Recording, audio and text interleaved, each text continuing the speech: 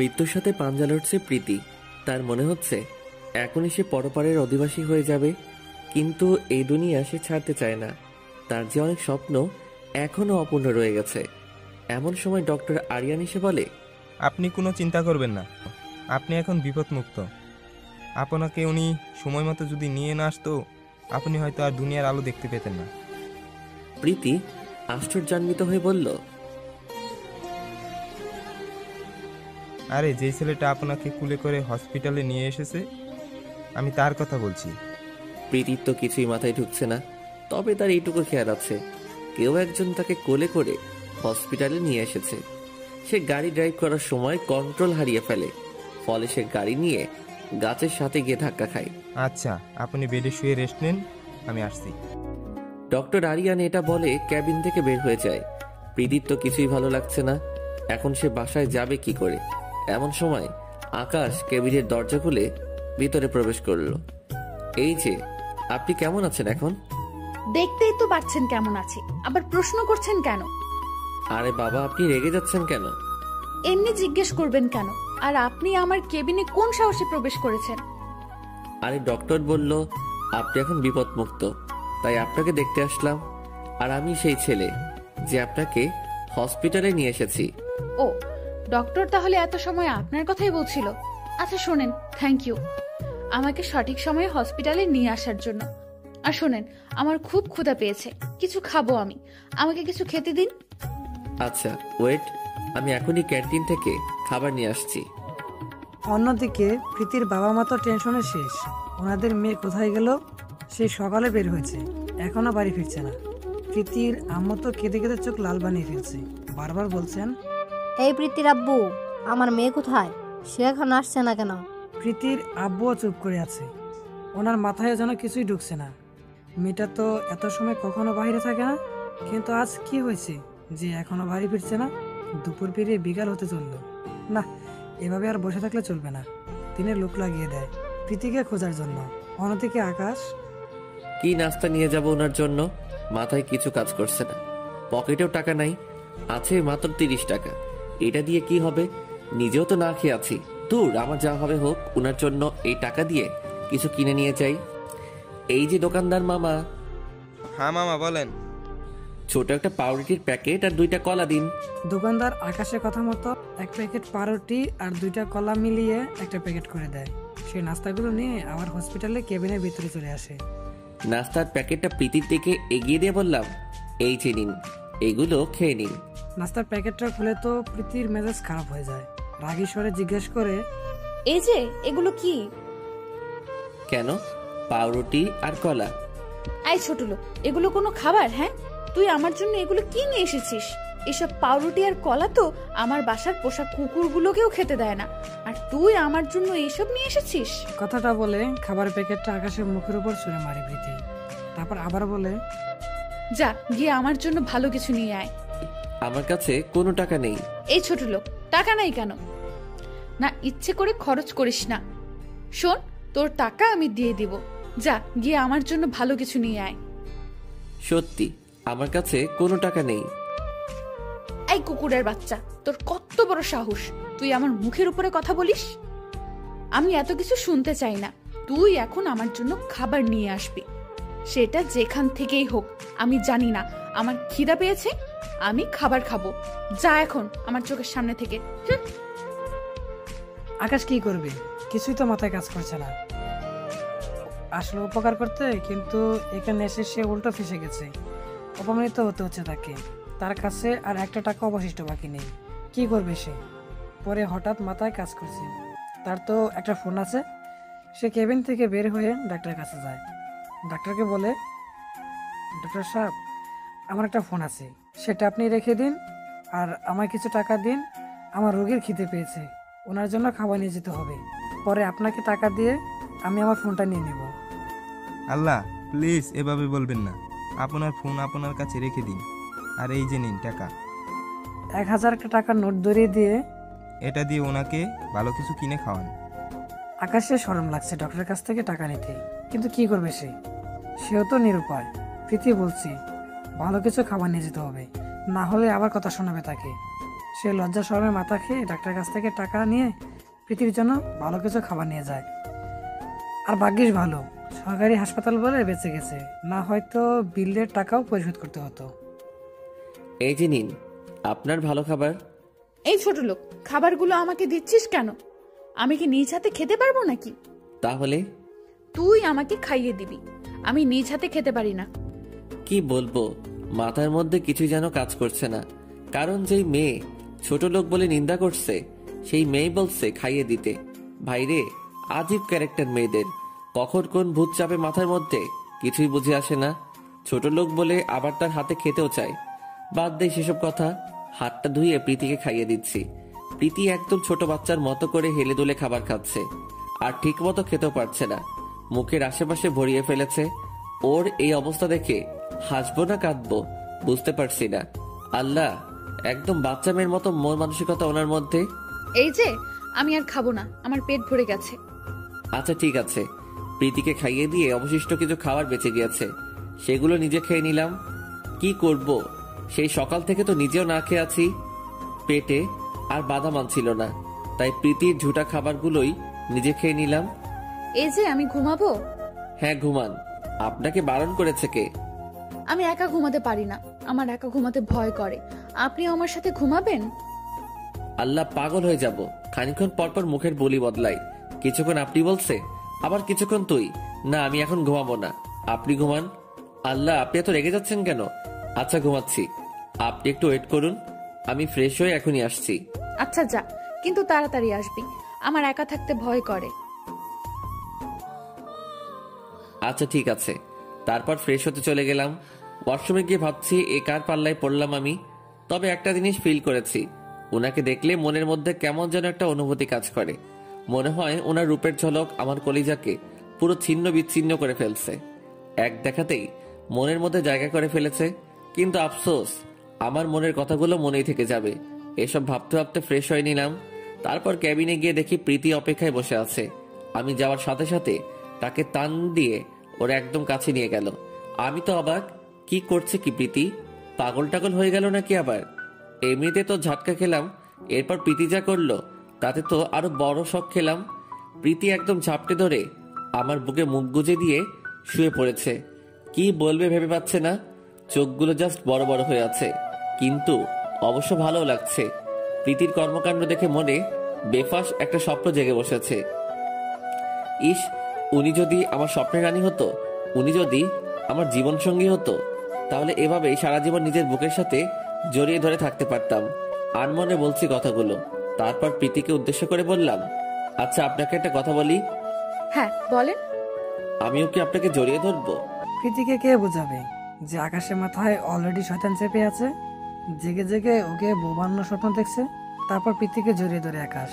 প্রীতি চুপচাপ একদম ছোট বাচ্চাদের মতো গুটিসুটি মেরে আকাশের বুকের মধ্যে মাথা গুঁজে দিয়ে ঘুমিয়ে পড়ল।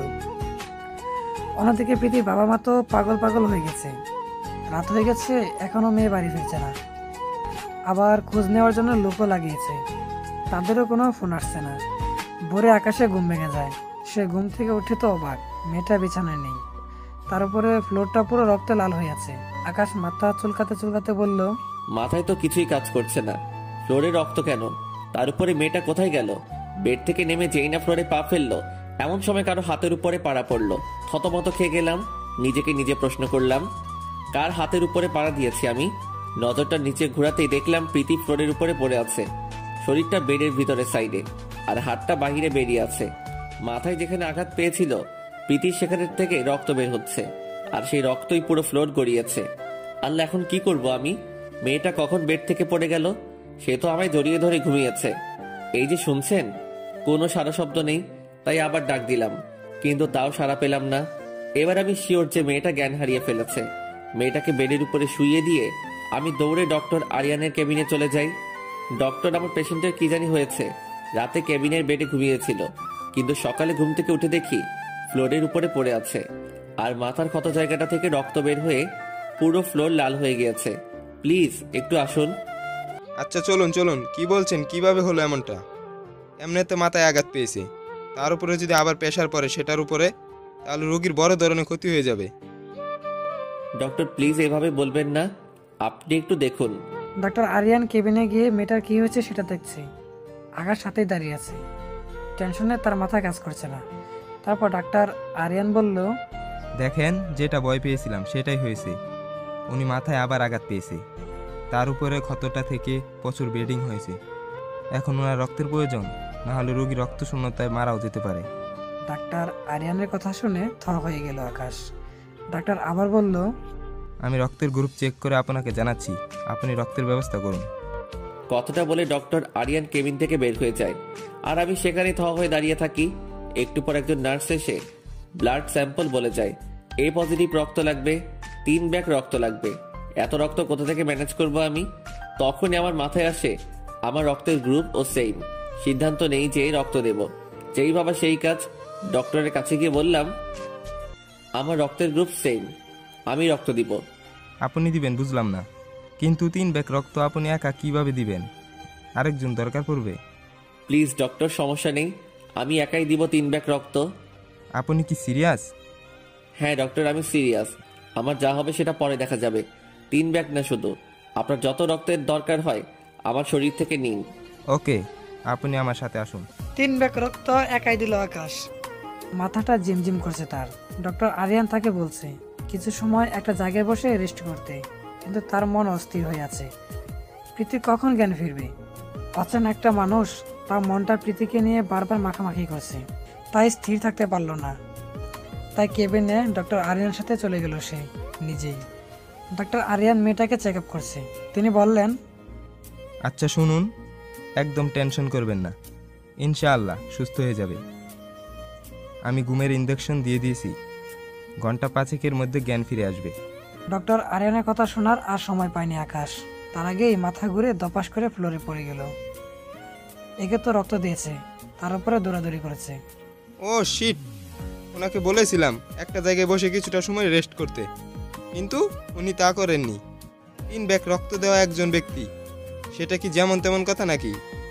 এই যে মরিয়ম, আপনি আমার সাথে একটু হাত লাগান ওনাকে ভোর থেকে উপরে তুলতে। মরিয়ার হসপিটাল একজন নার্স আকাশকে বেড়ে তুলে ডাক্তার মরিয়মকে উদ্দেশ্য করে বলল, আপনি এখন কন্টিনিউ এই কেবিনে থাকবেন, বাকি কোনো কেবিনে যাওয়ার দরকার নেই, কারণ রুগীর সাথে যিনি ছিলেন তিনিও এখন রুগী হয়ে গিয়েছে। ওনাদের দেখাশোনা করার জন্য একজন মানুষ স্টিল দরকার। জ্ঞান ফেরার পর চোখ খুলে আকাশ দেখলো প্রীতি তার মাথার পাশে বসে কান্না করছে। কিন্তু কেন? অন্যদিকে নার্স প্রীতিকে বৃথা সান্ত্বনা দেওয়ার চেষ্টা করছে। শোয়া থেকে উঠে বসলো আকাশ। আকাশে জ্ঞান ফিরেছে দেখতে পেয়ে প্রীতি বলল, এই যে এখন কেমন লাগছে আপনার? কথাটা বলেই প্রীতি জড়িয়ে ধরল আকাশকে। আকাশ আর উত্তর দেওয়ার সুযোগ পেল না, থমথম কণ্ঠে বলল, কেন? কেমন লাগবে আমার? আর কি হয়েছিল আমার? নার্স বলে উঠল, আপনি মাথা ঘুরে পড়ে গিয়েছেন। সকালবেলা রোগীকে রক্ত দিয়ে এসে 6 ঘন্টা যাবত আপনার কোনো জ্ঞান ছিল না। তখনই সকালের কথা মনে পড়লো আমার। আল্লাহ, কি বলছে সবাই সব? আমার তো কিছুই মনে নেই। দেওয়াল ঘড়িটার দিকে তাকিয়ে দেখলাম 2টা বাজে। তার মানে সত্যি 6 ঘন্টা তার জ্ঞান ছিল না। আর মেয়েটার জ্ঞান বা কখন ফিরলো? প্রীতি তখন আকাশকে জড়িয়ে ধরে ফুপে ফুপে কান্না করছে। এই যে আপনি কান্না করছেন কেন? এই কুত্তা, তোকে এত ব্যাগ রক্ত দিতে কে বলছে? আর তোর যদি কিছু হয়ে যেত, আমায় খাইয়ে দিত কে? আমার সাথে ঘুমাতো কে? আমার আব্বা আম্মা তো কেউ এখন নাই। এখন তো তুই আমার সব। যখন জ্ঞান ফিরেছে তখন নার্স বলল তুই আমায় 3 ব্যাগ রক্ত দিয়েছিস, তাই নাকি তোর মাথায় চক্কর এসেছে। আই, তুই এমনটা কেন করতে গেলি? হ্যাঁ, এই যে প্লিজ আপনি একটু শান্ত হন। এমনিতে আপনার মাথায় আঘাত লেগেছে, বেশি চিৎকার চেঁচামেচি করলে আপনার ক্ষতি হবে। আর আমাকে নিয়ে টেনশন করবেন না, একদম আমি ঠিক আছি। আচ্ছা ঠিক আছে, আর চেঁচাবো না। কিন্তু আচ্ছা ওয়েট, আমি বাহির থেকে খাবার নিয়ে আসছি। উঠে ফ্রেশ হয়ে নিলাম। পরে হসপিটালের ক্যান্টিন থেকে কিছু খাবার নিয়ে ক্যাবিনে ফিরে আসলাম। আর মনে মনে ডক্টরকে থ্যাঙ্কস জানালাম। ভাগ্যিস তিনি আমাকে কিছু টাকা দিয়েছিলেন, না হলে কি যে করতে হতো আল্লাহ জানেন। কেবিনে ফিরে গিয়ে সে প্রীতিকে খাইয়ে দিলাম, তারপর নিজেও খেয়ে নিলাম। এইভাবে আরো 3 দিন হসপিটালে ছিলাম আমরা। মেয়েটার সমস্ত দেখাশোনা আমাকে একা করতে হচ্ছে, কোনো কমতি রাখিনি। এই 3 দিন রাতের বেলায় মেয়েটা আমাকে জড়িয়ে ধরেই ঘুমিয়েছে। আজ রিলিজ করে দিয়েছে ডক্টর, তাই প্রীতিকে তার আপন বাসস্থানে পৌঁছে দিয়ে আসবো। কিন্তু মনটা যেন মানছেই না। এই কয়েকটা দিন আমার কাছে কয়েক হাজার বছর লেগেছে। এই 3টা দিনের সমস্ত স্মৃতি আমার মনের মধ্যে একদম গেঁথে গিয়েছে। ভালোবেসে ফেলেছি প্রীতিকে এই কয়েকটা দিনে, কিন্তু বলার সাহস করতে পারছি না। আর তাছাড়া আজ সে চলে যাবে, আর কখনো হয়তো তাকে দেখতে পাবো না। সারা জীবন প্রীতিকে ঘিরে ভালোবাসা নামক অনুভূতিটা নিয়ে বেঁচে থাকতে হবে। এসব ভাবছি আর চোখের কোণ বেয়ে জল গড়িয়ে পড়ছে। এই যে কোথায় আপনি? আমায় কখন থেকে দাঁড় করিয়ে রেখেছেন? আমায় কখন দিয়ে আসবেন আমার বাড়িতে? চোখটা মুছে নিলাম যাতে করে চোখের জলগুলো না দেখতে পাই প্রীতি। তারপর বললাম, এই তো এখনই চলুন। তারপর মেয়েটাকে নিয়ে রওনা দিলাম ওর বাড়ির উদ্দেশ্যে। আচ্ছা, একটা কথা বলবো আপনাকে? হ্যাঁ, অবশ্যই। আপনি না অনেক ভালো একটা মানুষ। আপনার মতো মানুষের তুলনা হয় না। কত পাগলামো করেছে আপনার সাথে, কিন্তু আপনি কিছুই বলেননি। নিজের হাতে খাইয়ে দিয়েছেন, রাতে আপনাকে নিয়ে ঘুমিয়েছি। এগুলো সারা জীবন আমার মনে থাকবে। আর আমায় ক্ষমা করে দিবেন, অনেক সময় রেগে গিয়ে তুই তুকারি করেছি। আরে না, কি বলছেন এসব? আপনার উপরে কোনো রাগ নেই আমার। একটা মানুষের উপকার করতে পেরেছি, এতেই আমি খুশি। আর আমারও আপনাকে ঘিরে সমস্ত স্মৃতিগুলো সারা জীবন মনে থাকবে। মেয়েটা আকাশের কথা শুনে তার মুখের দিকে তাকিয়ে আছে। তা দেখে আকাশ আনমনে বলল, ধুর, বেফাস, এটা কি বলে ফেললাম। আচ্ছা, আপনার নামটাই তো জানা হলো না। আমার নাম প্রীতি, আপনার? আমার নাম আকাশ। দুজনে কথা বলতে বলতে গন্তব্যে চলে আসে। ভিতর থেকে বারবার কলিজাটা খালি মোচড় দিচ্ছে আকাশের। আর হয়তো মেয়েটাকে দেখতে পারবে না। গাড়ির আওয়াজ শুনতে পেয়ে অনেকগুলো মানুষ বাসার ভিতর থেকে বেরিয়ে আসলো। প্রীতিকে দেখতে পেয়ে সবাই তো মহা খুশি। একজন এসে প্রীতিকে জড়িয়ে ধরে বলল, মা আমার, কোথায় চলে গিয়েছিলে আমাদের ছেড়ে তুই? এই ছেলেটাকে আর তোর মাথায় ব্যান্ডেজ কেন? আমি বুঝতে পেরেছি, এই ছেলেটা হয়তো এতদিন তোকে জিম্মি করে রেখেছে। দাঁড়া, ওর ব্যবস্থা করছি। এই, তোরা দাঁড়িয়ে কি দেখছিস? বেটাটাকে মেরে আদমারা করে রাস্তায় ফেলে রেখে আয়। আর প্রীতির আম্মু, তুমি মেয়েকে নিয়ে ঘরে যাও। আবু প্লিজ, তুমি ভুল বুঝছো। ও তেমন কিছুই করেনি। এই, তুই আমাকে শিখাতে আসিস না। আমি জানি এই ছেলেটা তোর সাথে কিছু করেছে। লোকগুলো আকাশকে উড়াধরা মারতে আরম্ভ করে। আকাশকে মারতে মারতে মাটিতে ফেলে দিয়েছে। মুখ দিয়ে অনবরত রক্ত বের হতে শুরু করেছে। বারবার ওদের কাছে মিনতি করে বলছে, প্লিজ, আমি এমন কিছু করিনি। আপনারা আমায় মেরেন না। কিন্তু কে শোনে কার কথা? ওরা মারতে মারতে আমার পুরো শরীর ফাটিয়ে ফেলে। শরীরের বিভিন্ন অঙ্গ থেকে ফেটে ফেটে রক্ত বের হচ্ছে। তখন আমি চেঁচিয়ে বললাম, উপকারীর ঘাড়ে লাথি, এটাই তার প্রমাণ। বলে জ্ঞান হারিয়ে ফেললো আকাশ। কে শোনে কার কথা? ওরা মারতে মারতে আমার পুরো শরীর ফাটিয়ে ফেলে। শরীরের বিভিন্ন অঙ্গ থেকে ফেটে ফেটে রক্ত বের হচ্ছে। তখন আমি চেঁচিয়ে বললাম, উপকারের ঘাড়ে লাথি, এটাই তার প্রমাণ। বলেই জ্ঞান হারিয়ে ফেললো সে। অন্যদিকে প্রীতি বারবার বলছে, আকাশ এমন করেনি। কিন্তু কেউ বিশ্বাসই করতে রাজি না। না, ছেলেটাই তোর সাথে কিছু উল্টাপাল্টা করেছে। পাশে ফুলদানি ছিল। প্রীতি সেটা হাতে নিয়ে ঠাস করে দেয়ালের সাথে বাড়ি দিয়ে ফাটিয়ে ফেলে।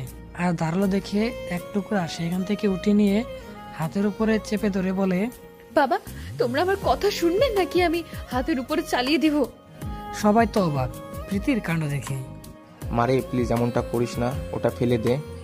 না, আমি জানি তোমরা আমার কথা শুনবে না। আমি যা বলবো সেটা শুনে তারপর তোমাদের যা করার করবে। এর আগে যদি উল্টাপাল্টা কিছু করো তাহলে হাতের উপর চালিয়ে দেব।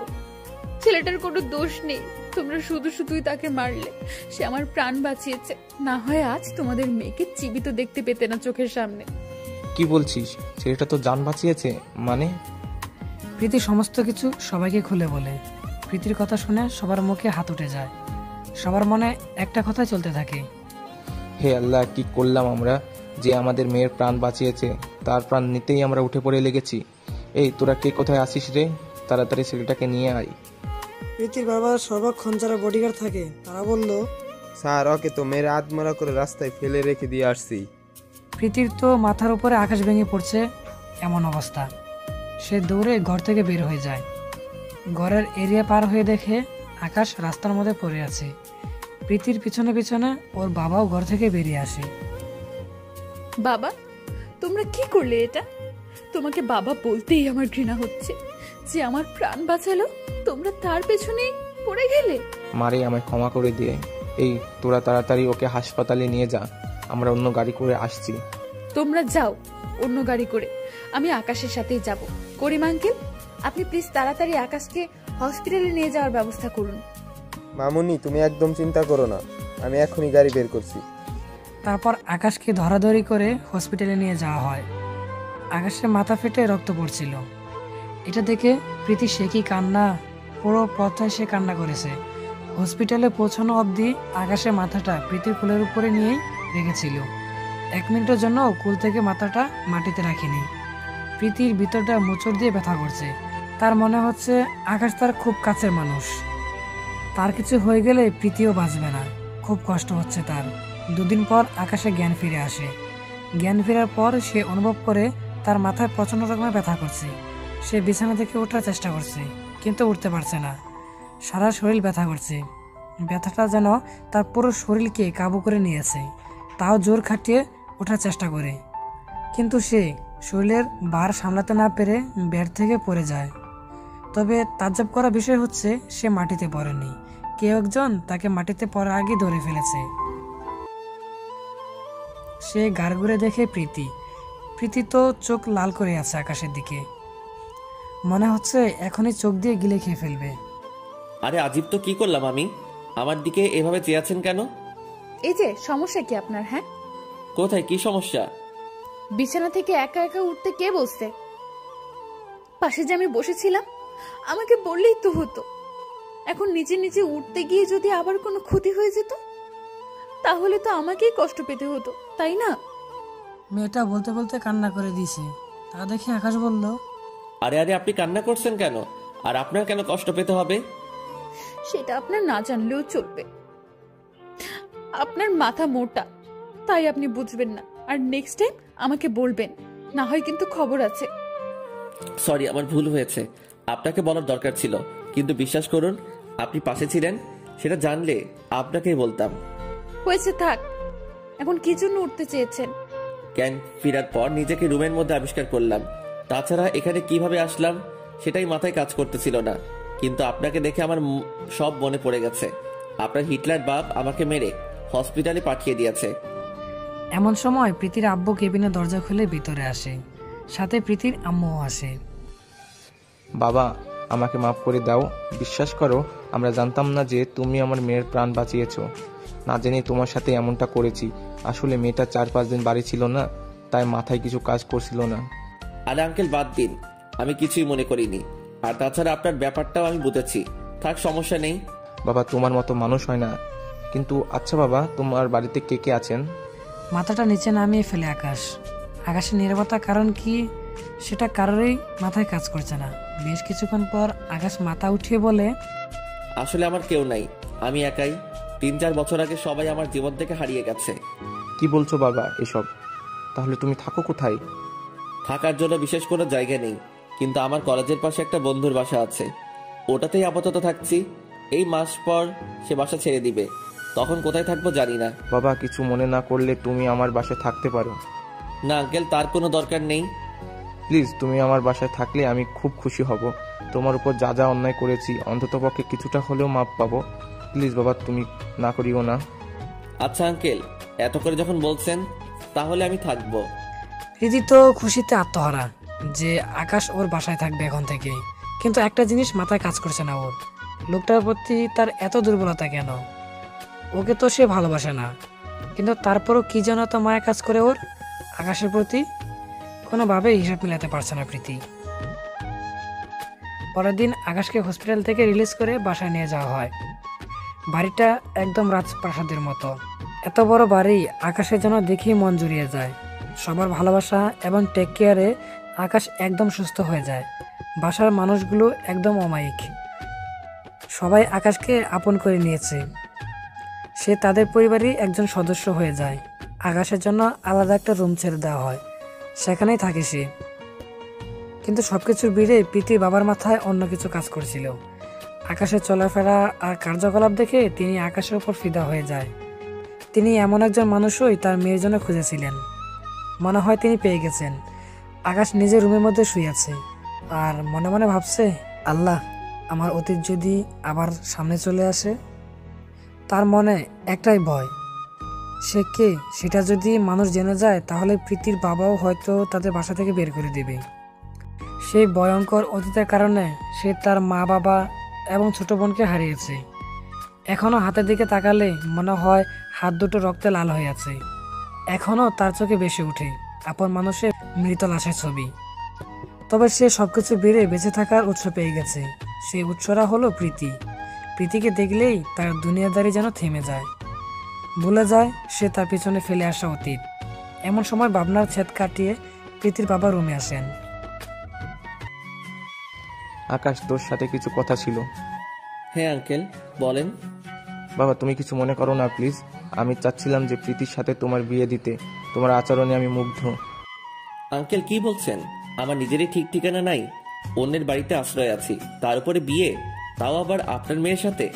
আঙ্কেল, এটা যদি প্রীতির কানে যায় তাহলে প্রীতি আর কোনোদিন আমার মুখ পর্যন্ত দেখবে না, আর আমিও ওকে বিয়ে করতে পারবো না।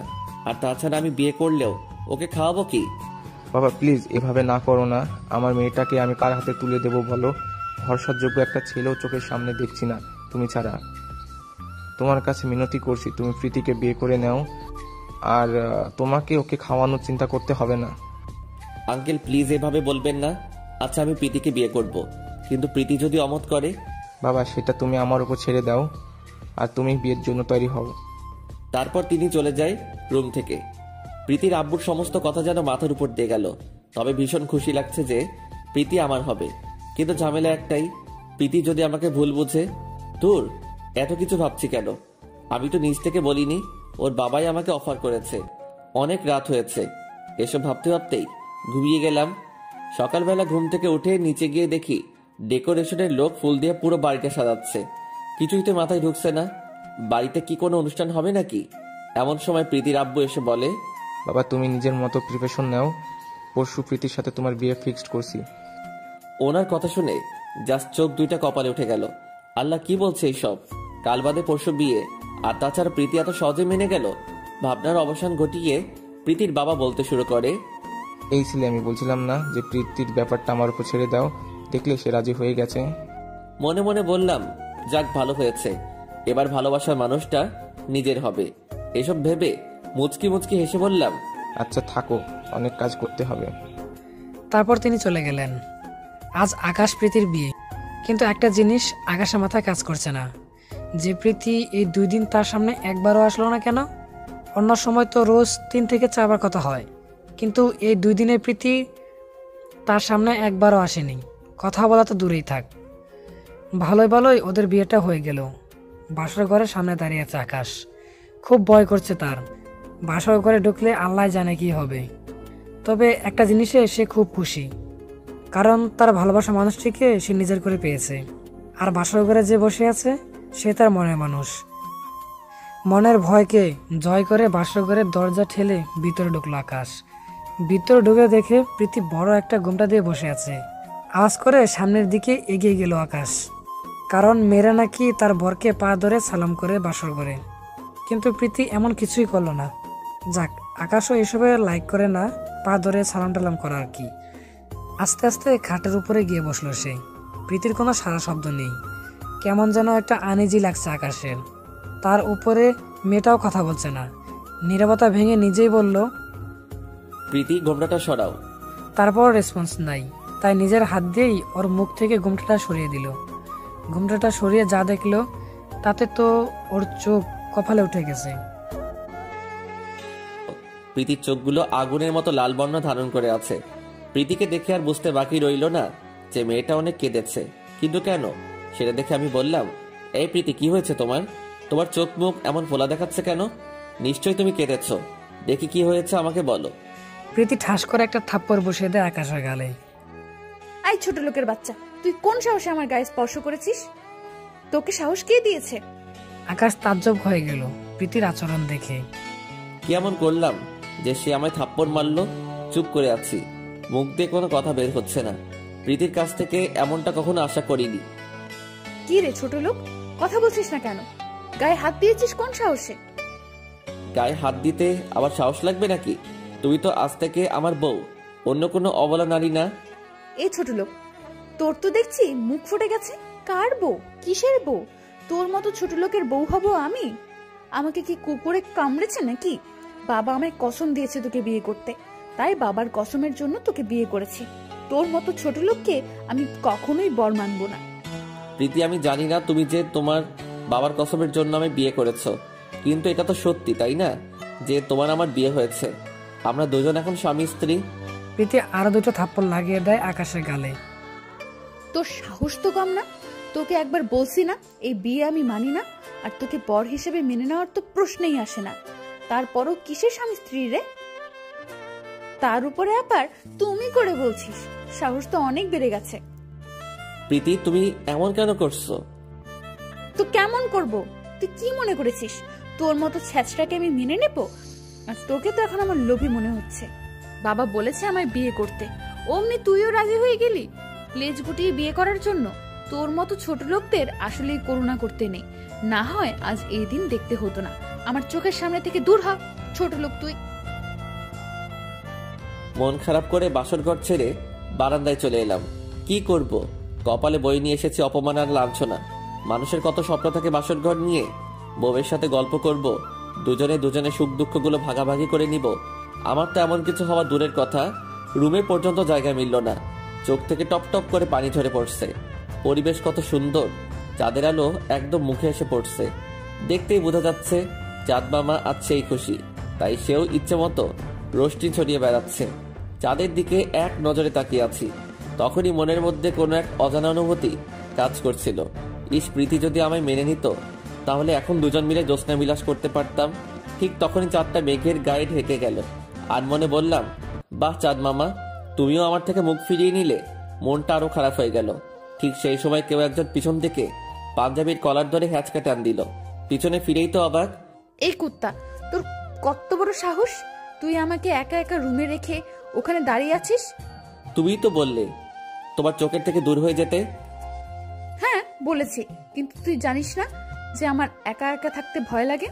এটা বলে প্রীতি কলার ধরে টানতে টানতে রুমের মধ্যে নিয়ে গেল আমাকে। মনে মনে ভাবছি, কি করছে কি মেয়েটা, ও আমার কলার ধরে এভাবে টেনে নিয়ে যাচ্ছে কেন? তারপর প্রীতি আমাকে রুমের মধ্যে নিয়ে গিয়ে ধাক্কা দিয়ে খাটের উপরে ফেলে দেয়, আর সেও তার গায়ের উপরে ঝাঁপিয়ে পড়ে। একদম আমার বুকের মধ্যখানে মাথা রেখে শক্ত করে জড়িয়ে ধরে। ওর এমন কর্মকাণ্ড দেখে তো চোখগুলো কপালে উঠে গেছে আমার। যেই মেয়ে তাকে স্বামী হিসেবেই মানে না, সে আবার তাকে এভাবে জড়িয়ে ধরে আছে কেন? এই কি করছেন আপনি? কেন, কি করছি চোখে দেখিস না? হ্যাঁ, কিন্তু হঠাৎ এভাবে জড়িয়ে ধরলেন।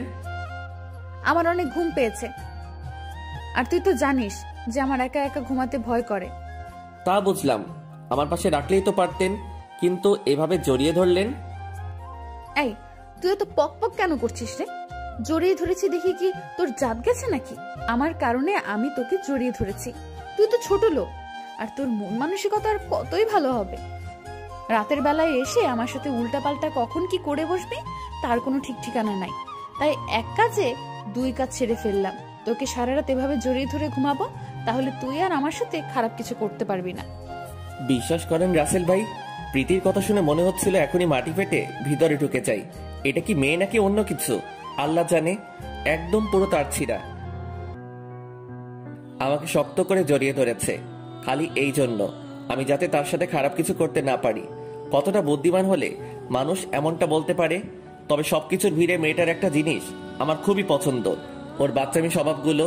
ওর বাচ্চা বাচ্চা কথাগুলো শুনলে ইচ্ছে করে চুমু দিয়ে কপালটা লাল করে দেই। মেয়েটা বুকের মধ্যে মাথা রেখে কখন যে ঘুমিয়ে গেছে বলতেই পারি না। ইস, কি মায়াবী লাগছে চেহারাটা, একদম বুকের সাথে লেপটে লেগে আছে ওর ঠোঁট জোড়াগুলো। ওর ঘুমন্ত চেহারাটা দেখে ইচ্ছে করছে ওর কপালে কয়েকটা ভালোবাসার পরশ এঁকে দিতে, কিন্তু ওর যে মেজাজ, একবার যদি জানতে পারে আমি ঘুমন্ত অবস্থায় ওকে চুমু দিয়েছি, আমাকে জমের কাছে পাঠিয়ে দেবে। কিন্তু মন যে বাধা মানছে না, ওর ঘুমন্ত চেহারাটা বারবার আমাকে যে ওর কাছে টানছে। ধুর, এত ভেবে লাভ নেই, যা হবে পরে দেখা যাবে, আগে চুমু দিয়ে নেই। যেই ভাবা সেই কাজ। প্রীতির কপালে কয়েকটা চুমু। এই, তুই এখনো চুমু দিচ্ছিস না কেন? না কামড়ে দিব তোর বুকের মধ্যে? আমি ভয় পেয়ে বললাম, না না দিচ্ছি, প্লিজ কামড়ে দিও না। প্রীতি আবার বলল, তাহলে ঠোঁটে চুমু খা আমার। আস্তে আস্তে প্রীতির ঠোঁটের দিকে অগ্রসর হতে থাকি। এক পর্যায়ে প্রীতির উষ্ণ ঠোঁট জোড়া নিজের দখলে করে নেই। আমার ভিতরে খুশিতে ফেটে যাচ্ছে। যাক, কামড় খেয়ে আমার রুহু তো যায় যায় অবস্থা। কামড় খেয়ে না পারছি চেঁচাতে, না পারছি চুপ করে থাকতে। ঠোঁট দিয়ে রক্ত বের হচ্ছে। শেষমেশ আর সহ্য করতে না পেরে আওয়াজ করে চেঁচিয়ে উঠলাম। আওয়াজ শুনে প্রীতি ঘুম থেকে উঠে যায়। প্রীতির ঘুম থেকে উঠে দেখে আল্লাহ, এখন তো আমি শেষ। ডাইনির ঘুম তো ভেঙে গেছে। উঠলাম। আওয়াজ শুনে প্রীতি ঘুম থেকে উঠে যায়। প্রীতির ঘুম থেকে ওঠা দেখে আল্লাহ, এখন তো আমি শেষ। ডাইনির ঘুম তো ভেঙে গেছে। প্রীতি রাগান্বিত লোক নিয়ে আকাশের দিকে তাকিয়ে আছে। এই, তুই কি করলি আমার সাথে? আর তোর ঠোঁট দিয়ে কেন রক্ত বের হচ্ছে? কই, কি করেছি? কিচ্ছু কইনি তো। মনে মনে বললাম, নিজে কামড়ে রক্ত বের করে দিয়েছে, এখন আবার জিজ্ঞেস করছে রক্ত কেন বের হচ্ছে। না, কিছু তো একটা হয়েছে। আর আমি ঘুমের ঘোরে নরম জাতীয় কিছু একটাতে কামড় দিয়েছি, তার উপরে তোর ঠোঁট কেটে রক্ত বের হচ্ছে। এবার আমার কাছে ক্লিয়ার কি হয়েছে। তুই আমার সাথে খারাপ কিছু করতে চেয়েছিলি। চুপ করে আছি। আল্লাহ, কি বলবো এখন? ধরা খেয়ে গেলাম। এবার তো আমার অবস্থা 12টা বাজিয়ে দিবে। কি রে, কথা বলছিস না কেন? তোর নীরবতাই আমাকে জানিয়ে দিচ্ছে তুই এমন ধারা কিছু করতে চেয়েছিলি। ছি, তুই এতটা খারাপ? তোর মতো মানুষের সাথে বাবা আমায় কি করে বিয়ে দিল? মনে মনে ভেবেছিলাম তোর মধ্যে হয়তো কিছুটা ভালো গুণ আছে, কিন্তু না, তুই একটা জানোয়ার, নরপশুর চাইতেও খারাপ তুই। বলে থাপ্পড় বসিয়ে দিল। এমনিতে ঠোঁট কাটা, তার উপরে থাপ্পড় মেরেছে। রুহুটা যেন মনে হচ্ছে এখনই বের হয়ে যাবে। তবে সত্যিটাই তো বলেছে। আমি ওর গালে কিস করতে চেয়েছিলাম। দাঁড়া, তোর ব্যবস্থা করছি। বলেই বুকের মধ্যে সজোরে একটা খামচি বসিয়ে দিল। আমার সাথে উল্টাপাল্টা করা, হ্যাঁ? এবার কেমন লাগে ছ্যাচটা ছোট লোক কোথাকার? বুকটা লাল হয়ে গেছে খামচির কারণে।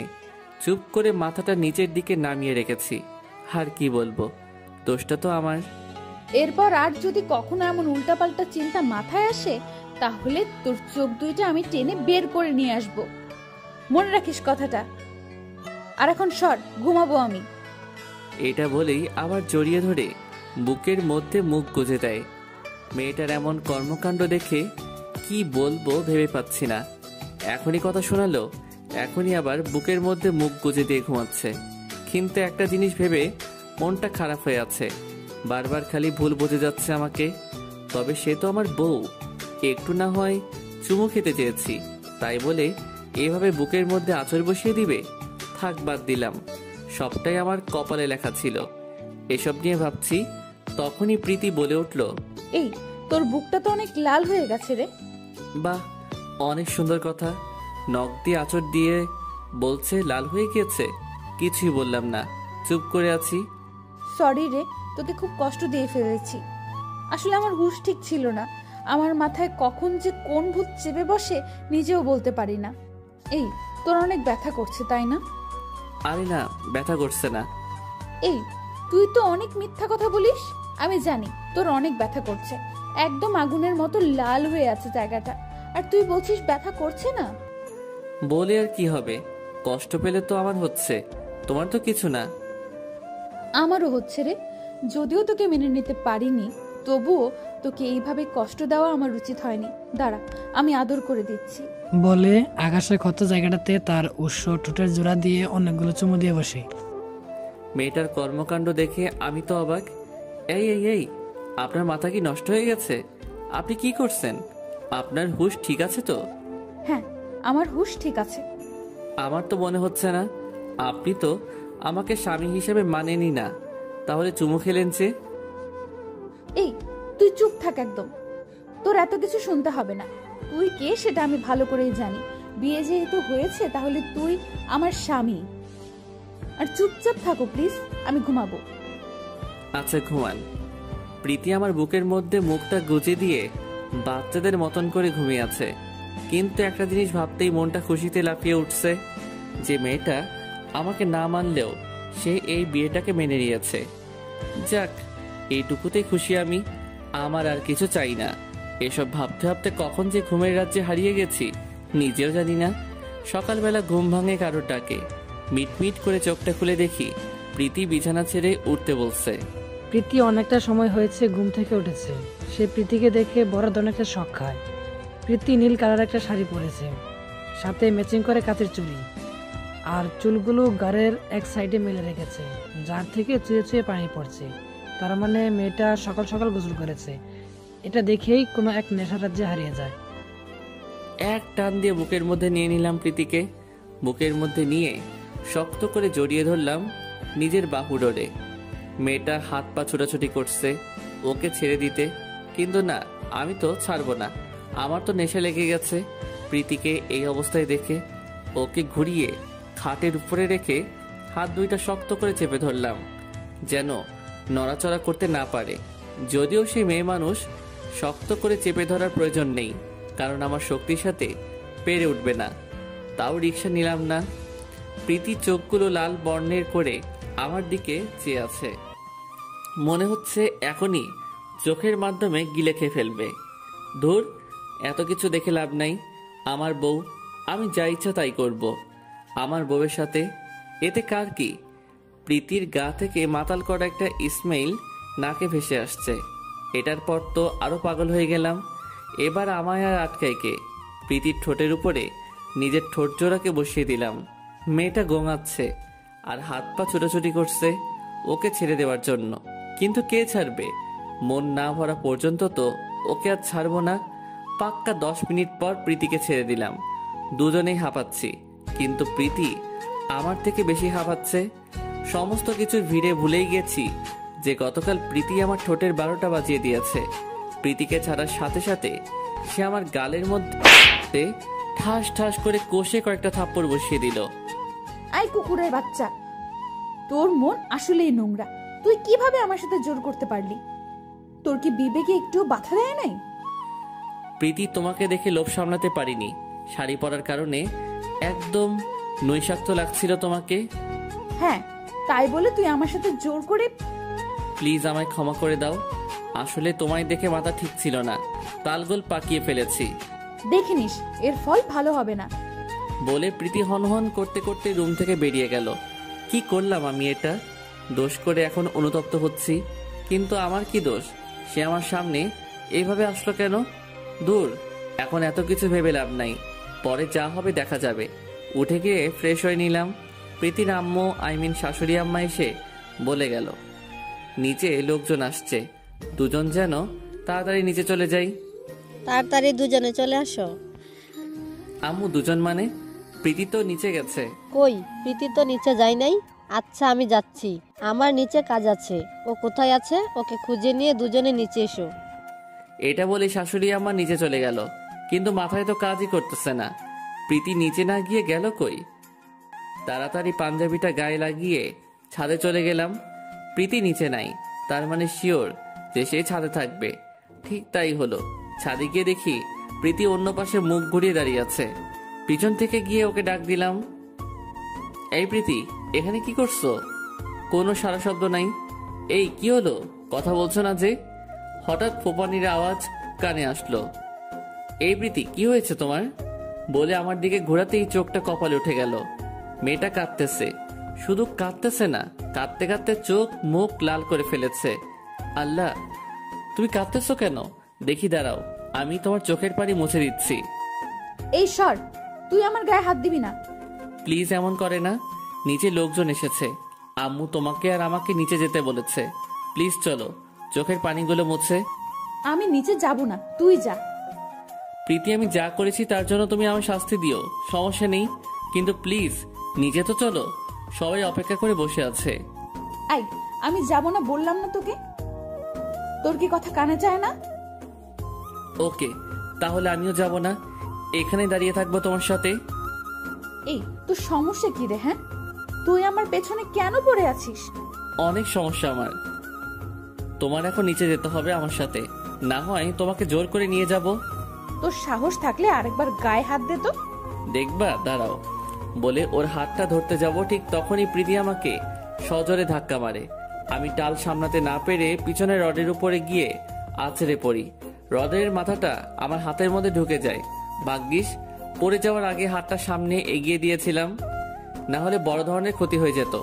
একদম আমার পেটের একদিক দিয়ে ঢুকে অপর প্রান্ত দিয়ে বের হয়ে যেত। আমি বোকার মতো হা হয়ে তাকিয়ে আছি প্রীতির দিকে। প্রীতি কি করলো এটা? এখন যদি বড় কোনো দুর্ঘটনা ঘটে যেত তাহলে কি হতো সে একবারও কি কল্পনা করেছে? না, মেয়েটার আচরণ দিন দিন অনেকটা পরিবর্তন হয়ে যাচ্ছে। আমি মনে মনে বললাম, ওয়েট, ঠিক আছে, তুমি যেহেতু আমাকে সহ্য করতে পারো না, তাহলে তোমার ধারে কাছে আর ঘেসবো না। প্রীতিকে কিছু না বলে চুপচাপ ছাদ থেকে নেমে এলাম। হাত দিয়ে রক্ত পড়ছে, তবে খোদা বাঁচিয়েছে, বড় ধরনের কোনো ক্ষতি হয়নি। হাতটা ওয়াশ করে সাময়িকের জন্য ব্যান্ডেজ মুড়িয়ে নিলাম। সে চুপচাপ বসে আছে রুমের মধ্যে। শাশুড়ি নিচে যেতে বলেছে, কিন্তু কিভাবে যাবে? প্রীতি তো এখনো নিচে নামেনি। কথাটা ভাবতে না ভাবতেই প্রীতি ছাদ থেকে নিচে নেমে এলো। এই দেখি তোর হাতে কি হয়েছে, খুব লেগেছে তাই না? চুপচাপ বসে আছি, ইচ্ছে করছে প্রীতির গালের মধ্যে 2টা বসিয়ে দেই। আর বলে ধাক্কা মেরে আবার জিজ্ঞেস করা হচ্ছে যে খুব লেগেছে তাই না? এই কথা বলছো না যে? আচ্ছা দেখি, হাতটা এদিকে দাও, কি হয়েছে দেখছি। না থাক, তার আর কোনো দরকার নেই। এই তোমাকে হাতটা দেখাতে বলেছি, মেজাজ খারাপ করবে না একদম। ছাদ থেকে নামার সময় সিঁড়িতে দেখেছি রক্তের ফোঁটা পড়ে আছে। প্রীতির রাগ দেখে আমি ভ্যাবাচেকা খেয়ে যাই। মনে মনে বলি, মাইরি এটা কি মেয়ে রে বাবা, রাগ হওয়ার কথা আমার, উল্টো সে রাগ দেখাচ্ছে। প্রীতি আমার হাতটা জোর করেই ওর কাছে নিয়ে গেল। এই খুব লেগেছে তাই না? বিশ্বাস করো, আমার তো জেদ কোথা থেকে আসে তা আমি নিজেও জানি না। প্লিজ রাগ করো না আমার উপর। অসহায় দৃষ্টিতে তাকিয়ে, এই মেয়ে এত আদিক্ষেতা দেখাতে হবে না এখন। আর একটু হলেই জমের বাড়ি পৌরাণিক যেতাম। যাও এখন গিয়ে বেশি কথা না বলে রেডি হয়ে নাও, নিচে যাব।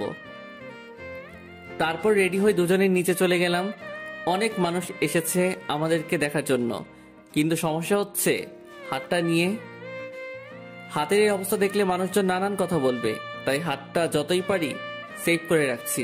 আমার চরম রাগ উঠছে প্রীতির উপরে, ওর জন্যই সবটা হয়েছে। একটু পর উপরে চলে আসলাম, প্রীতিও আমার পিছনে পিছনে উপরে আসলো। এই কি হলো, উপরে চলে আসলে যে? নাস্তা করবে না? এই মেয়ে এত প্যা প্যা করো না তো, মেজাজ এমনিতে খারাপ হয়ে আছে। তোমার খাওয়া গিয়ে তুমি খেয়ে নাও, আমার চিন্তা তোমার করতে হবে না। এমন করছো কেন? আমি আর কখনো এমন করব না, সরি। এই প্রীতি প্লিজ যাও তো আমার চোখের সামনে থেকে। আর ক্ষমা টমা চেয়ে নিজেকে ছোট করো না। মেয়েটা আমার কথা শুনে মন খারাপ করে নিচে চলে গেল, কিন্তু একটা জিনিস আমার মাথায় কাজ করছে না, মেয়েটা ঘুরে ঘুরে মাপ কেন চাইছে? সে আমার উপরে দুর্বল হয়ে গেল না তো? কর্মকাণ্ড দেখে তো এমনই মনে হচ্ছে। এসব ভাবতে ভাবতে নিজেকে নিজে বললাম, যদি এমন হয় তাহলে মেয়েটাকে ধরা দেওয়া যাবে না, ওকে আরো দুর্বল করব, ভালো করে প্রেমের জালে ফাঁসাবো আরো আগে ওকে, তারপর ধরা দিব। না হয় আবারও সে পাগলামো করবে। রুম থেকে নামিনি একবারও, তাই সারাদিন রুমে বসেছিলাম। রুম থেকে নামিনি একবারও। হাতে ব্যথা পেয়েছি শুনে শাশুড়ি এসে সকালে নাস্তা দিয়ে গেছে। সত্যিটা তিনি জানেন না, পড়ে গিয়ে ব্যথা পেয়েছি এমনটা বলেছি। সারাদিনে প্রীতি অনেকবার এসেছে তার সাথে কথা বলতে নিজ থেকে, কিন্তু আমি পাত্তা দেইনি। দুপুরের খাবার নিয়ে এসেছে প্রীতি আমার জন্য, তাও কোনো কথা বলেনি। চুপচাপ খাবার খেয়ে শুয়ে পড়লাম। এই তুমি আমার সাথে এমন করছো কেন? কেমন করেছি? আমার সাথে কথা বলছো না ভালো করে। তোমার সাথে কথা বলে কি হবে? যেই মেয়ে স্বামীর মর্যাদা দিতে জানে না তার সাথে কিসের কথা? সকালের কর্মকাণ্ডের কথা আমি এখনো ভুলিনি। সো শুনো, তোমার সাথে কথা বলার কোনো মুড নেই আমার। আজ থেকে তুমি তোমার মতো থাকবে আর আমি আমার মতো থাকবো। এখন বকবক না করে গিয়ে নিজের কাজ করো। ওকে যাচ্ছি। রাগে গজগজ করতে করতে নিচে চলে এলো প্রীতি। মনে মনে বলল, খচ্চর বেটা, ভাব বেড়েছে তোর খুব। হ্যাঁ, তুই কি মনে করেছিস তোকে ছাড়া আমি থাকতে পারবো না? তোকে আমি ভালোবাসি এমনটা ভাবলে ভুল করবি। তোর খোঁজ খবর নিয়েছি খালি, আমার দ্বারা তোর ক্ষতি হয়েছে সেই জন্য, না হলে গায়ে পড়ার মতো মেয়ে আমি না। আর বিশেষ করে তোর মতো ছ্যাঁচড়ার সাথে আমি প্রীতি গিয়ে আদিক্ষেতা করব, সেটা কখনোই না। মেয়েটা সারাদিন আর উপরে আসেনি। আমার মনে হলো তখন হয়তো মেয়েটাকে একটু বেশি কথা শুনিয়ে ফেলেছি। আবার পরক্ষণে মনে হলো না, ঠিক করেছি একদম। আমার সাথে যা করেছে তাকে যে 2-4টা চর লাগিয়ে দেইনি সেটাই ওর ভাগ্য। সারাদিন শুয়ে বসেই সময়টা কেটে গেল। রাতের বেলা শাশুড়ি এসে খাবার দিয়ে গেল, কিন্তু আমি মনে মনে ধারণা করেছিলাম প্রীতি খাবার নিয়ে আসবে, কিন্তু না। এত ভেবে লাভ নাই, খুব ঘুম পেয়েছে, খেয়ে দিয়ে ঘুমাতে হবে, তাই খেয়ে দিয়ে ঘুমিয়ে পড়লাম। অন্যদিকে প্রীতিও খাওয়া দাওয়া শেষ করে রুমে এসে ঘুমানোর চিন্তা ভাবনা করে, কিন্তু ভিতরে ভিতরে একটা টেনশন কাজ করছে। চ্যাসলাটার সাথে যেমন ধারা আচরণ করেছে, তারপরে তো সে আর ধারে কাছেও ঘেঁষতে দিচ্ছে না। সারাদিন দেয়নি ভালো কথা, কিন্তু এখন যদি জড়িয়ে ধরতে না দেয় তাহলে তো আমার আর ঘুম হবে না। এসব ভাবতে ভাবতে রুমে গিয়ে দেখে আমি ঘুমের রাজ্যে হারিয়ে গেছি। যাক, ভালো হয়েছে, খচ্চর ব্যাটাটা ঘুমিয়ে গেছে। এখন গিয়ে চুপচাপ ওর বুকের মধ্যে মাথা গুজে ঘুমিয়ে পড়বো, সে টেরও পাবে না। বলে শয়তানি একটা হাসি দেয়। পরিকল্পনার মতো গিয়ে চুপচাপ করে আমার বুকের মধ্যে মাথা গুজে দিয়ে আমাকে জড়িয়ে ধরে ঘুমিয়ে পড়ে। চোখটা মাত্র লেগে এসেছিল আমার। ঠিক সে সময় প্রীতি এসে ডিস্টার্ব করে দিল। এই মেয়ে, সমস্যা কি তোমার? হ্যাঁ, কই কিসের সমস্যা? তাহলে সমস্যা যদি না থাকে আমায় জড়িয়ে ধরলে কেন? আমার ইচ্ছে হয়েছে তাই জড়িয়ে ধরেছি। মামার বাড়ির আবদার নাকি? হ্যাঁ, যে ইচ্ছে হবে আর এসে আমায় জড়িয়ে ধরে ঘুমিয়ে পড়বে। এই ছোট লোক, তোরা তো দেমাগ এসেছে কোথা থেকে শুনি? জড়িয়ে ধরেছে বলে ভাব বেড়েছে? হ্যাঁ শোন, তোর ভাব আমার সামনে এক টুকরো কাগজের মতো, তোকে গণার সময়ও আমার নাই, সো ভাব কমায় নিবি। আর এখন আমাকে ঘুমাতে দে। আমি তো ছোট লোক চেষ্টা, তাহলে আমাকে জড়িয়ে ধরে ঘুমাতে আসছেন কেন? আপনাকে আটকে রাখি নাই ঘুম না যাওয়ার জন্য, নিজের মতো করে ঘুমান, আমায় জড়িয়ে ধরে ঘুমাতে হবে না আপনার। বলে প্রীতির থেকে নিজেকে ছাড়িয়ে নিয়ে অপর পাশে ফিরে শুয়ে পড়লাম। এই তুই কিন্তু আমার রাগ উঠাচ্ছিস। সরি, রাগ উঠলে কিছু করার নাই। আমি তোকে জড়িয়ে ধরে ঘুমাবো বলেছি তো ঘুমাবো। এটা বলে পিছন সাউন্ড থেকে আমাকে জড়িয়ে ধরে আমিও কম কিসে হাতটা সরিয়ে দিলাম গা থেকে। তুই আমাকে জড়িয়ে ধরতে দিবি না, তাই তো? হ্যাঁ, তাই দিব না। প্রীতির কর্মকাণ্ড দেখে ভিতরে ভিতরে হাসতে হাসতে শেষ আমি। রাগ তো মাথায় উঠে গেছে প্রীতির। প্রীতি আমার শার্টটা খামচে ধরে পিছন থেকে টান দিয়ে ছিঁড়ে ফেলে। এই তুমি কি করলে? এটা আমার শার্ট কেন ছিঁড়ে ফেললে? এটা তো কমই করেছি, ভালোই ভালোই বলছি, এখনো সময় আছে, জড়িয়ে ধরে ঘুমাতে দে, না হয় কিন্তু খুব খারাপ হবে। যা খারাপ হওয়ার হোক, তাও আমি জড়িয়ে ধরতে দিব না। আমাকে ছোট লোক চেষ্টা বলে অপমান করে, সে আবার আসছে আমায় জড়িয়ে ধরতে। দেখ, আমার ঘুম পাচ্ছে অনেক, আমি ঘুমাবো, আর তোকে জড়িয়ে ধরেই ঘুমাবো। বলে পিছন থেকে আবার আমাকে জড়িয়ে ধরে। আমিও বললাম, আমি তোমাকে জড়িয়ে ধরে ঘুমাতে দিব না, তোমার ঘুমাতে হলে অন্যভাবে ঘুমাও। এই কুত্তা কোথাকার, যা, তোকে জড়িয়ে ধরবো না। বলে রাগে ফোপাতে থাকে। এক পর্যায়ে আর রাগটাকে কন্ট্রোল করতে পারে না, না পেরে কান্না করে দেয়। আমি নিজেকে নিজে বুঝ দেই, এই বলে যে দূর করুক মান্না, তাতে আমার কি, আমাকে যে সবসময় কষ্ট দেয়, এবার মজা বুঝো। প্রীতি কান্না করতে করতে বলে, দেখিস আমাকে ঘুমাতে দিস নাই তুই, তুইও শান্তিতে ঘুমাতে পারবি না। ওকে, সমস্যা নাই, দেখা যাবে, তাই ডোন্ট কেয়ার। এরপর আর কোনো সারা শব্দ নাই মেয়েটার। তার মানে ঘুমিয়ে পড়েছে হয়তো কান্না করতে করতে। যাক, এবার আমিও ঘুমিয়ে পড়ি। রাত 3টা বাজে, আমি বেঘরে ঘুমাচ্ছি। ঠিক তখনই প্রীতি ঘুম থেকে উঠে গিয়ে বালতি পুড়িয়ে পানি নিয়ে আসে, আর সেগুলো আমার শরীরের উপর ঢেলে দেয়। আমি ঘুমের ঘোরে চিৎকার করে লাফ দিয়ে উঠি, বিছানায় বসে পড়ি। বিব্রতভাবে বলে, আল্লাহ, ছাদ ছিদ্র হয়ে গেছে। কিন্তু না, তার ধারণা তো ভুল প্রমাণ হয়। যখন সে চোখটা ঘুরিয়ে পাশে তাকায় তখন সে দেখতে পায় প্রীতিকে। প্রীতি পানির বালতি হাতে নিয়ে দাঁড়িয়ে আছে। মেজাজ তো পুরো মাথায় উঠে যায়। এটা কি হলো? পুরো ঘুমের 12টা বাজিয়ে দিয়েছে মেয়েটা আমার। এই তুমি এটা কেন করলে? আমার গায়ে পানি ঢেলে দিলে কেন? একদম বেশ করেছি, আমাকে জড়িয়ে ধরতে দিসনি, আবার কথা বলছিস? হ্যাঁ, তুই কিভাবে ভাবলি যে আমি ঘুমাতে না পারলে তোকে ঘুমাতে দিব? আমি কি তোমায় ধরে রেখেছিলাম যাতে করে তুমি না ঘুমাতে পারো? হ্যাঁ, তা করিসনি, কিন্তু তার থেকে বড় কিছু করেছিস। তুই জানিস যে তোকে জড়িয়ে না ধরলে আমার ঘুম আসে না, কিন্তু তাও তুই আমায় জড়িয়ে ধরতে দিসনি। তাই বলে তুমি এমনটা করবে? একটা ঘুমন্ত মানুষের গায়ের উপরে পানি ঢেলে দিবে? এটা তো কমই করেছি, এখনো সময় আছে, আমায় জড়িয়ে ধরে ঘুমাতে দে, না হয় আরো বড় কিছু করব। এবার মেজাজ আরো খারাপ হয়ে গেল। খাট ছেড়ে উঠে গিয়ে মেয়েটাকে দেওয়ালের সাথে চেপে ধরলাম। রাগ তো মাথায় উঠে আছে। এই তো সমস্যা কি? হ্যাঁ, তুই আমার ঘুম নষ্ট করলি কেন? তুমি একা একা ঘুমাবে আর আমি ঘুমাবো না, এটা কি করে হয়? তাই তোমাকেও ঘুমাতে দিব না। রাগ আর কন্ট্রোল করতে না পেরে একটা থাপ্পড় বসিয়ে দিলাম। প্রীতি তো অবাক, শেষরাটা ওকে থাপ্পড় মারলো। অবাক হয়ে আকাশের দিকে তাকিয়ে আছে। তুই সেই সময় থেকে একটা কথা বলে যাচ্ছিস, তোকে জড়িয়ে ধরতে দেইনি, সেটা আমার ব্যক্তিগত ব্যাপার, কিন্তু তোর ঘুম যাওয়া তো আর আটকাইনি। তোর কত বড় সাহস! ডেকে মেকে তিনি চলে গেলেন। এই প্রীতি, উঠো তাড়াতাড়ি। আম্মু এসে ডেকে গেছে নিচে যাওয়ার জন্য। নাস্তা লাগিয়েছে নাকি? আর একটু ঘুমাতে দাও না, আমি আর একটু ঘুমাবো। এই এখন আর ঘুম না। তারপর দুজনে মিলে ফ্রেশ হয়ে নাস্তা করতে গেলাম নিচে। সবই ঠিক আছে, কিন্তু বিপত্তি বাঁধলো নাস্তা খাওয়া নিয়ে। কারণ যে হাত দিয়ে খাবো সেই হাতেই ব্যান্ডেজ। খাবারগুলো সামনে নিয়ে চুপচাপ বসে আছি। এটা প্রীতির চোখ এড়ালো না। এই কি হলো, খাচ্ছ না যে? কিভাবে খাবো? হাত তো ভালো না। ও শিট, আমি তো ভুলেই গিয়েছিলাম একদম। দাঁড়াও, আমি খাইয়ে দিচ্ছি। প্রীতির কথা শুনে একদম লজ্জায় লাল হয়ে গেলাম। কারণ শ্বশুর শাশুড়ি পাশেই বসা, দুজনে মুচকি মুচকি হাসছে। কিন্তু লজ্জা পেয়ে কি আর হবে? আমার আদরে বউটা তো আমাকে খাওয়ানোর জন্য লোকমা ধরে বসে আছে। খাওয়া দাওয়া শেষ করে উপরে চলে এলাম। একটু পর প্রীতিও রুমে আসলো, কিন্তু তাড়াহুড়ো করে। এটা কি হলো? এত তাড়াহুড়ো করছো কেন? আজ নাকি আমার বান্ধবী তিশারা সবাই আসবে তোমাকে আর আমাকে দেখতে। বিয়ের সময় তো কেউ আসতে পারেনি ঠিকঠাক ভাবে। কারণ যে তাড়াহুড়োয় বিয়ে হয়েছে তাই আজ আসবে। প্লিজ তুমি একটু পরিপাটি করে থেকো। আচ্ছা, সেটা নিয়ে তোমার টেনশন করতে হবে না। প্রীতি একটা পাঞ্জাবি দিয়ে গেল, সেটা গায়ে লাগিয়ে রুমে বসে আছি। একটু পর প্রীতির বান্ধবীরাও সবাই আসলো। সবাই জানে প্রীতির হাজবেন্ডের কথা, কিভাবে কি হয়েছে সবটা জানে। এই চল তোদেরকে আমার ছোট লোক হাজবেন্ডের পরিচয় করিয়ে দিই। কিন্তু সামিরা তো এখনো আসেনি। আচ্ছা সমস্যা নেই, সে আসলে না হয় তার সাথে আলাদাভাবে পরিচয় করিয়ে দেব।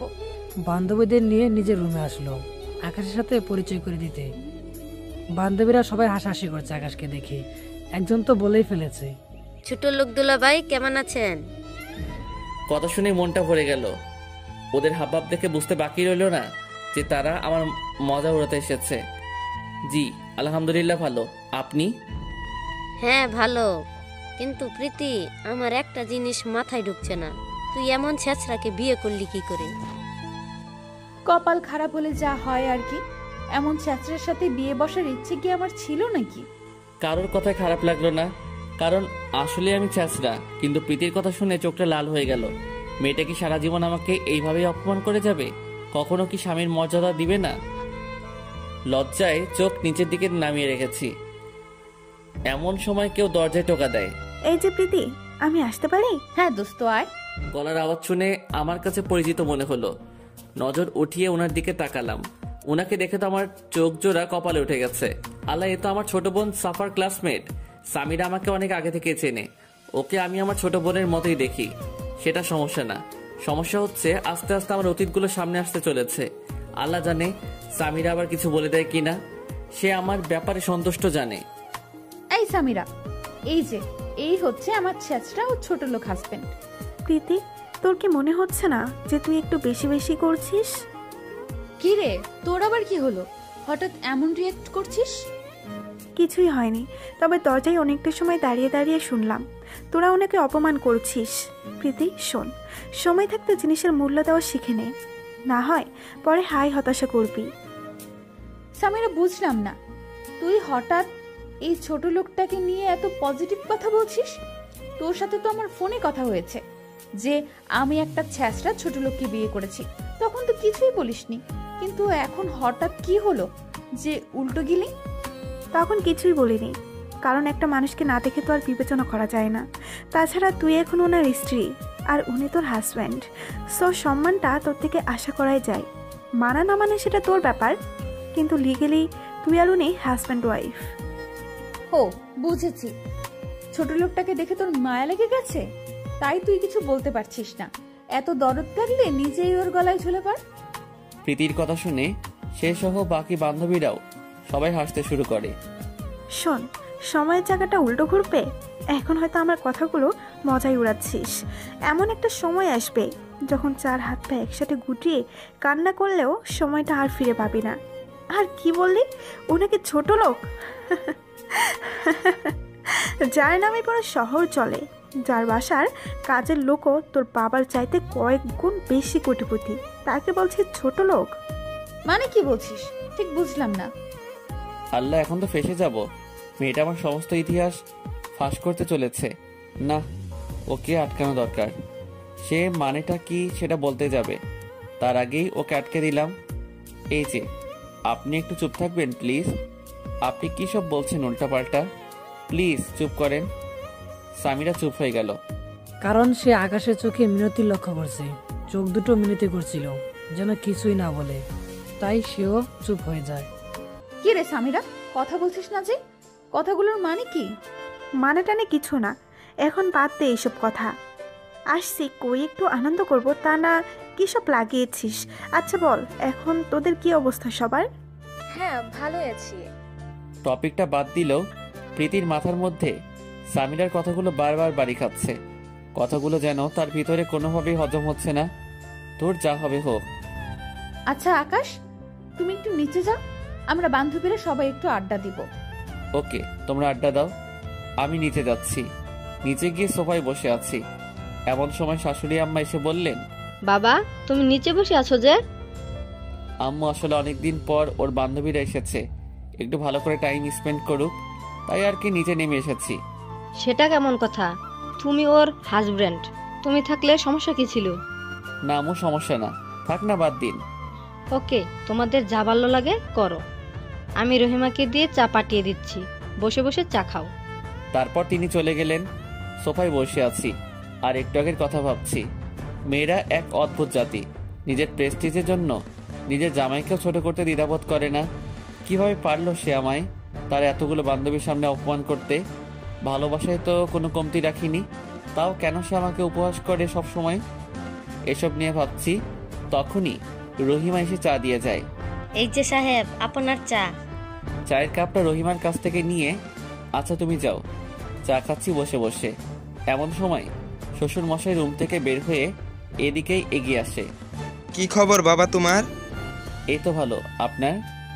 হ্যাঁ, কোনো রকম চলছে, তবে প্রেশারটা একটু বেড়ে গেছে। আচ্ছা শুনো, তোমার সাথে আমার কিছু কথা ছিল। জি বলেন। আমি চাচ্ছিলাম আমার সমস্ত বিজনেস তুমি হ্যান্ডেল করবে, আমি সব তোমার নামে লিখে দিব। যতই হোক মেয়ের জামাই তো।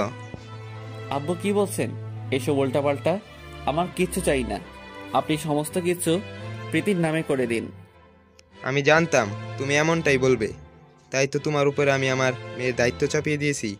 আর শুনো, আমি সিরিয়াস, আমার মেয়েটা এখনো বড় হয় নাই, আর এত কিছু সে একা সামলাতেও পারবে না। তাই আমি ওর সাথে কথা বলে সমস্ত কিছু তোমার নামে উইল করে দিব।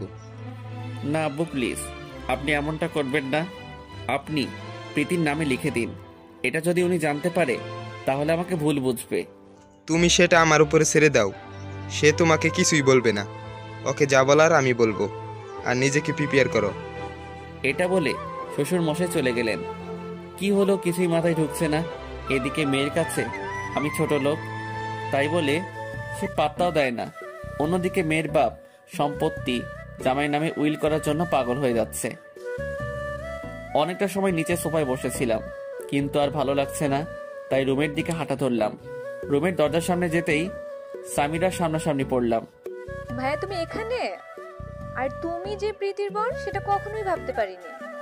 হ্যাঁ রে, কি করব বল, এক রকমের ফেসে গেছি, তাই ওকে বিয়ে করেছি। কিন্তু তুমি কি জানো ওই দিকের অবস্থা কেমন? তোমার বাড়ির লোক এখনো তোমার পথ চেয়ে বসে আছে। কবে তুমি বাড়ি ফিরবে সেই ভরসা নিয়ে এখনো বসে আছে। কিন্তু তুমি সব ছেড়ে দিয়ে এখানে বসে আছো। ওদিকে তোমার বাবা মা চোখের জলে বান ভাসিয়ে দিচ্ছে। বিশেষ করে তাহিয়া রোজ কান্না করে তোমার জন্য, দেখা হলেই তোমার কথা বলে কান্না করে। প্লিজ তুমি বাড়ি ফিরে যাও। না রে বোন, এখন যাব না, সময় হয়নি এখনো। আমার সময় আসলে আমি বাড়ি ফিরে যাব। আর তাছাড়া বাবার চোখে আমি এখনো আগের মতোই আছি।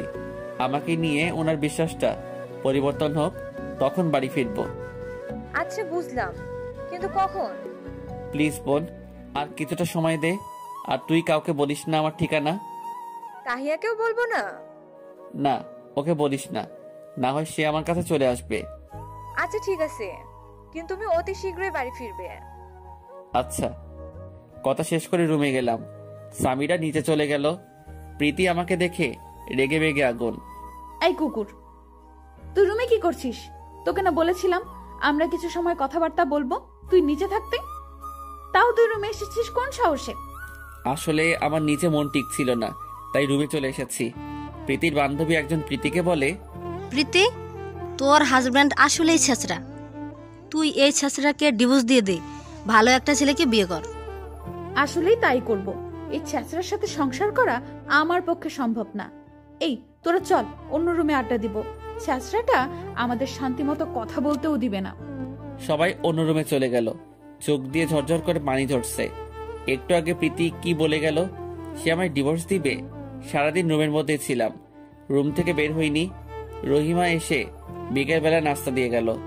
শুধু রাতের বেলায় খাবার খাওয়ার জন্য নিচে নেমেছিলাম। প্রীতির বান্ধবীরা আজ এখানেই থাকবে। সারাদিন প্রীতির সাথে আমার আর কোনো কথা হয়নি। রাতের বেলায় শুয়ে আছি, প্রীতি এখনো রুমে আসে নাই। মেয়েটার জন্যই ওয়েট করছিলাম। একটু পর সে রুমে আসলো। কি রে ছোট লোক, তুই এখনো ঘুমোসনি? কোনো কথা নাই, চুপচাপ শুয়ে আছি। কি রে, কথা বলছিস না যে? ভাব বেড়েছে তোর? তাও কোনো উত্তর দেইনি। মেয়েটা আর কোনো কথা বলল না, চুপচাপ আমায় জড়িয়ে ধরে বুকের মধ্যে মুখ গুজে দিয়ে শুয়ে পড়ল। আজ কোনো টু শব্দ করিনি। করুক যেমন ইচ্ছা আমার সাথে ব্যবহার করুক, আমি তো খেলনার পুতুল, ব্যবহার করে ছুঁড়ে ফেলে দিবে। একটু পর খেয়াল করলাম মেয়েটার কোনো সারা শব্দ নাই, হয়তো ঘুমিয়ে গেছে। মেয়েটার চেহারার দিকে নজর পড়তেই চোখটা আবার ভিজে গেল, কারণ ওকে খুব ভালোবাসি আমি। সে আমায় ছেড়ে দিলে হয়তো জীবনটা শেষ হয়ে যাবে। চোখ দিয়ে অনবরত পানি ধরছে। হঠাৎ প্রীতি নড়ে উঠল। কি রে, তুই এখনো ঘুমোসনি? তাড়াতাড়ি করে চোখটা মুছে নিলাম, তবে প্রীতি হয়তো আমার চোখের পানি দেখে ফেলেছে। আসলে ঘুম আসছিল না। ঘুম আসছে না ভালো কথা, কিন্তু কান্না করছিস কেন? কই কান্না করছি? শোন, মিথ্যে বলে লাভ নাই, আমি দেখে ফেলেছি। আর কান্না করেও কোনো ফায়দা হবে না। তোকে আমি ডিভোর্স দিয়ে দেব। তোর মতো ছোট লোকের সাথে আমার যায় না। আজ বান্ধবীদের সাথে বড় গলায় কথা বলতে পারছি না, শুধু তোর জন্য। কারণ ওদের হাজবেন্ড এক একজন অনেক কোটিপতি বা ভালো ভালো পজিশনে আছে, কিন্তু তোর তো কিছুই নেই। ছ্যাচরা তুই। ওদের সামনে আমি ছোট হয়ে গেছি, আর ছোট হতে চাই না। তোকে ডিভোর্স দিয়ে অন্য একটা ছেলেকে বিয়ে করে নেব। ওদের চোখে আমি বড় হতে চাই। প্লিজ প্রীতি, তুমি আমায় ডিভোর্স দিও না। তোমায় খুব ভালোবেসে ফেলেছি আমি। তোমায় ছাড়া বেঁচে থাকার কোনো উৎস খুঁজে পাচ্ছি না আমি। এই ছোট লোক, ভালোবাসিস মানে কি? হ্যাঁ, তুই ভালোবাসিস বললেই কি হবে নাকি? তোর মতো কুকুরের বাচ্চাকে আমি কখনোই ভালোবাসবো না। তুই আমার যোগ্যই না। নিজেকে কখনো আয়নায় দেখেছিস কিরকম লাগে দেখতে তোকে? চলে এসেছে ভালোবাসতে। মুখ অন্যদিকে ঘুরিয়ে নিলাম। চোখের পানি যেন প্রবাহমান নহরের মতো বইতে চলেছে। চোখের পানিগুলো আড়াল করে মুছে নিয়ে, আচ্ছা ডিভোর্স দিয়ে দিও, সমস্যা নেই, কিন্তু এখন ঘুমিয়ে পড়ো। হ্যাঁ, ঘুমোচ্ছি, তুইও ঘুমিয়ে পড়। কোনো কথা বললাম না আর।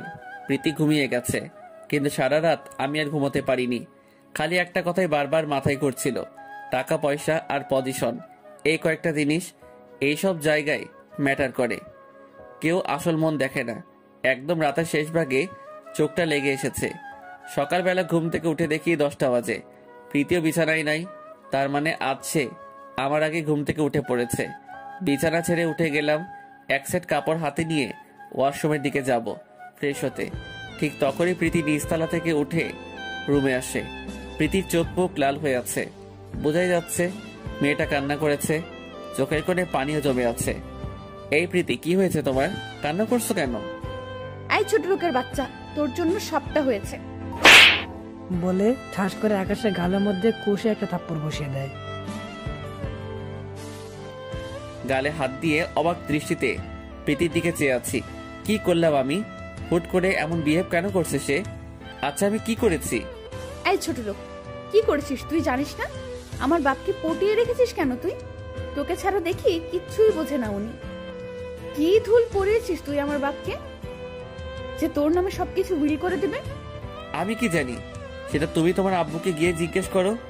এই ছোট লোক, আবার আমার মুখের উপর কথা বলিস। তোর জন্য হয়েছে সবটা। তুই আমার লাইফে আসার পর কোনো কিছুই আমার ঠিকঠাক যাচ্ছে না। নিজের বাবা পর্যন্ত সন্তানকে ছেড়ে তোর উপরে ভরসা করছে।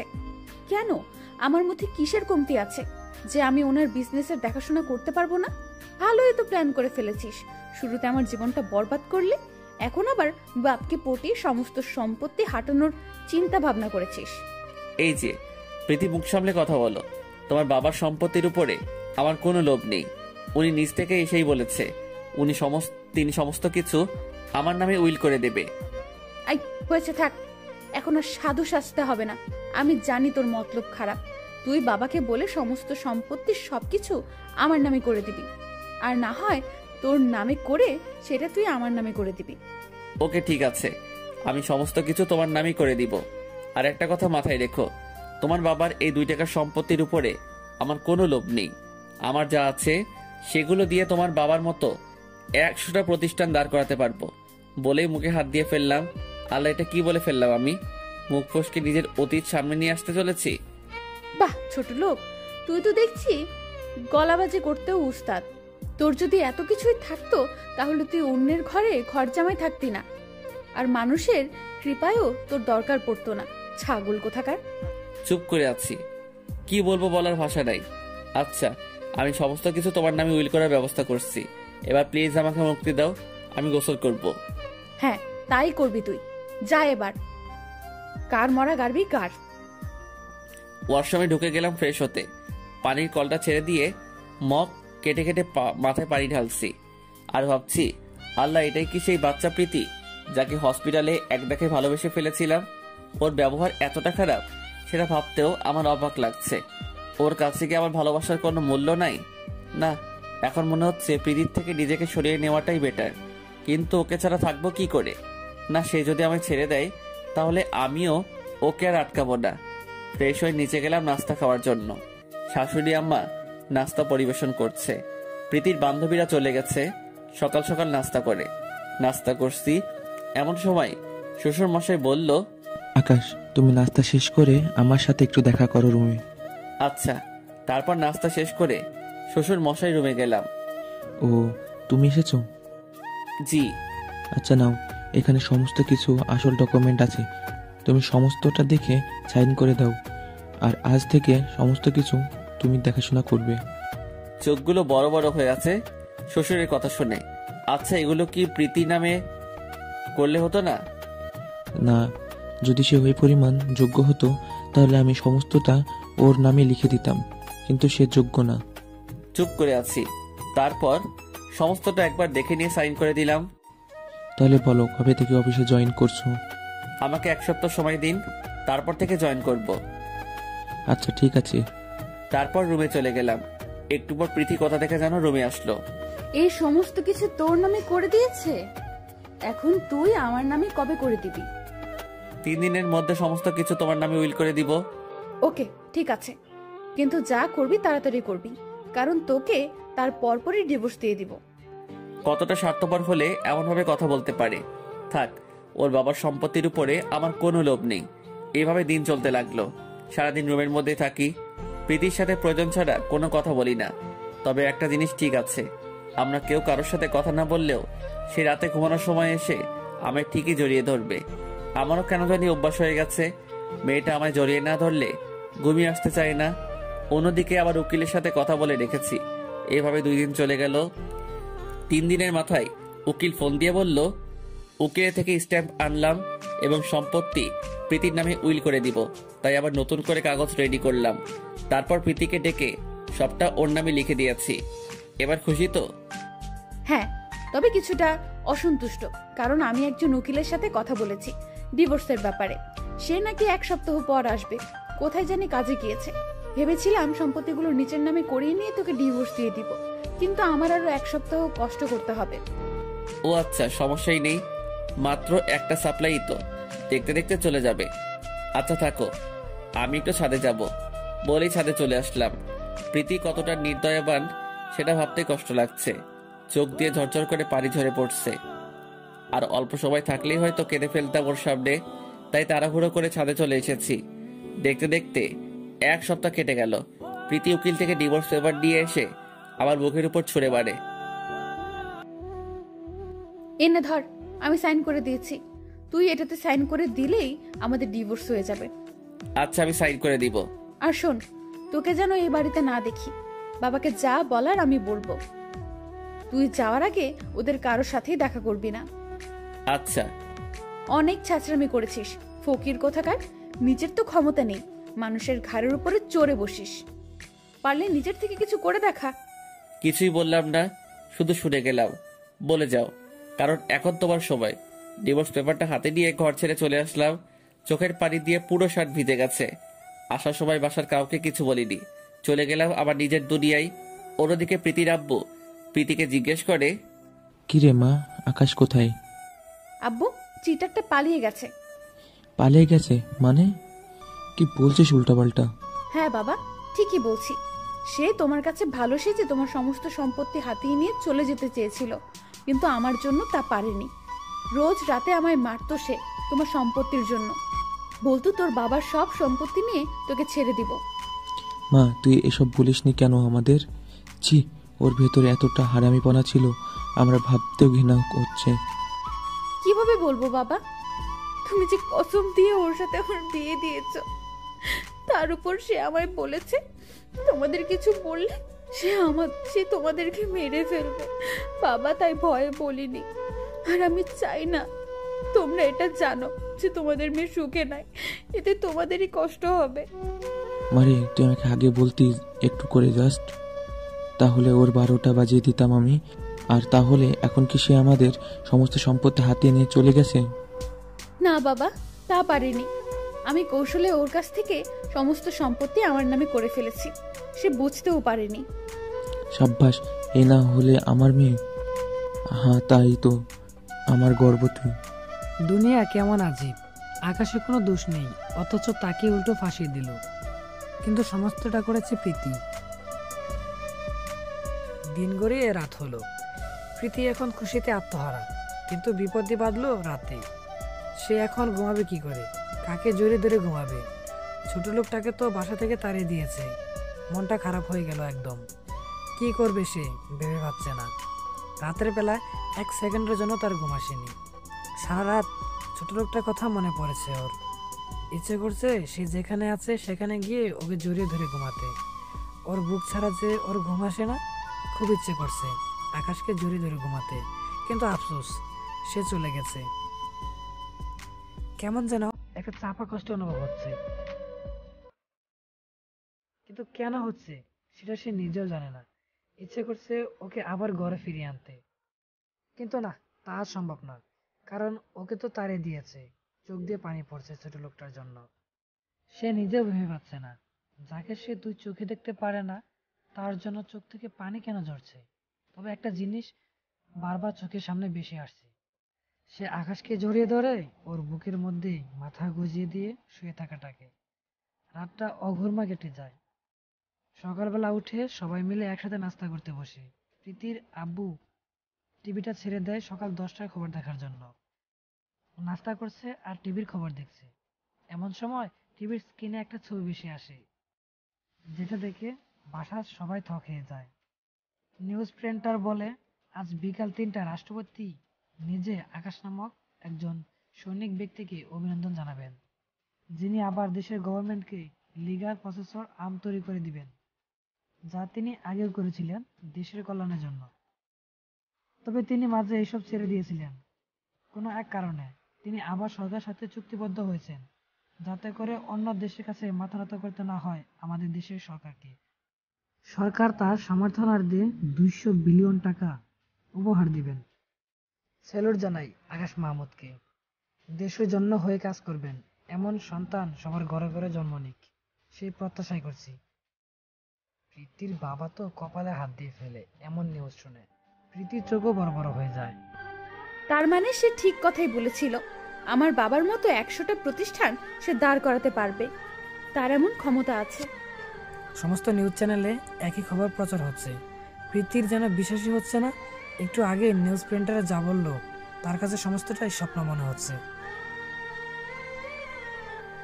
অন্যদিকে প্রীতির বাবার যেন কোনো দিকেই হিসাব মিলছে না।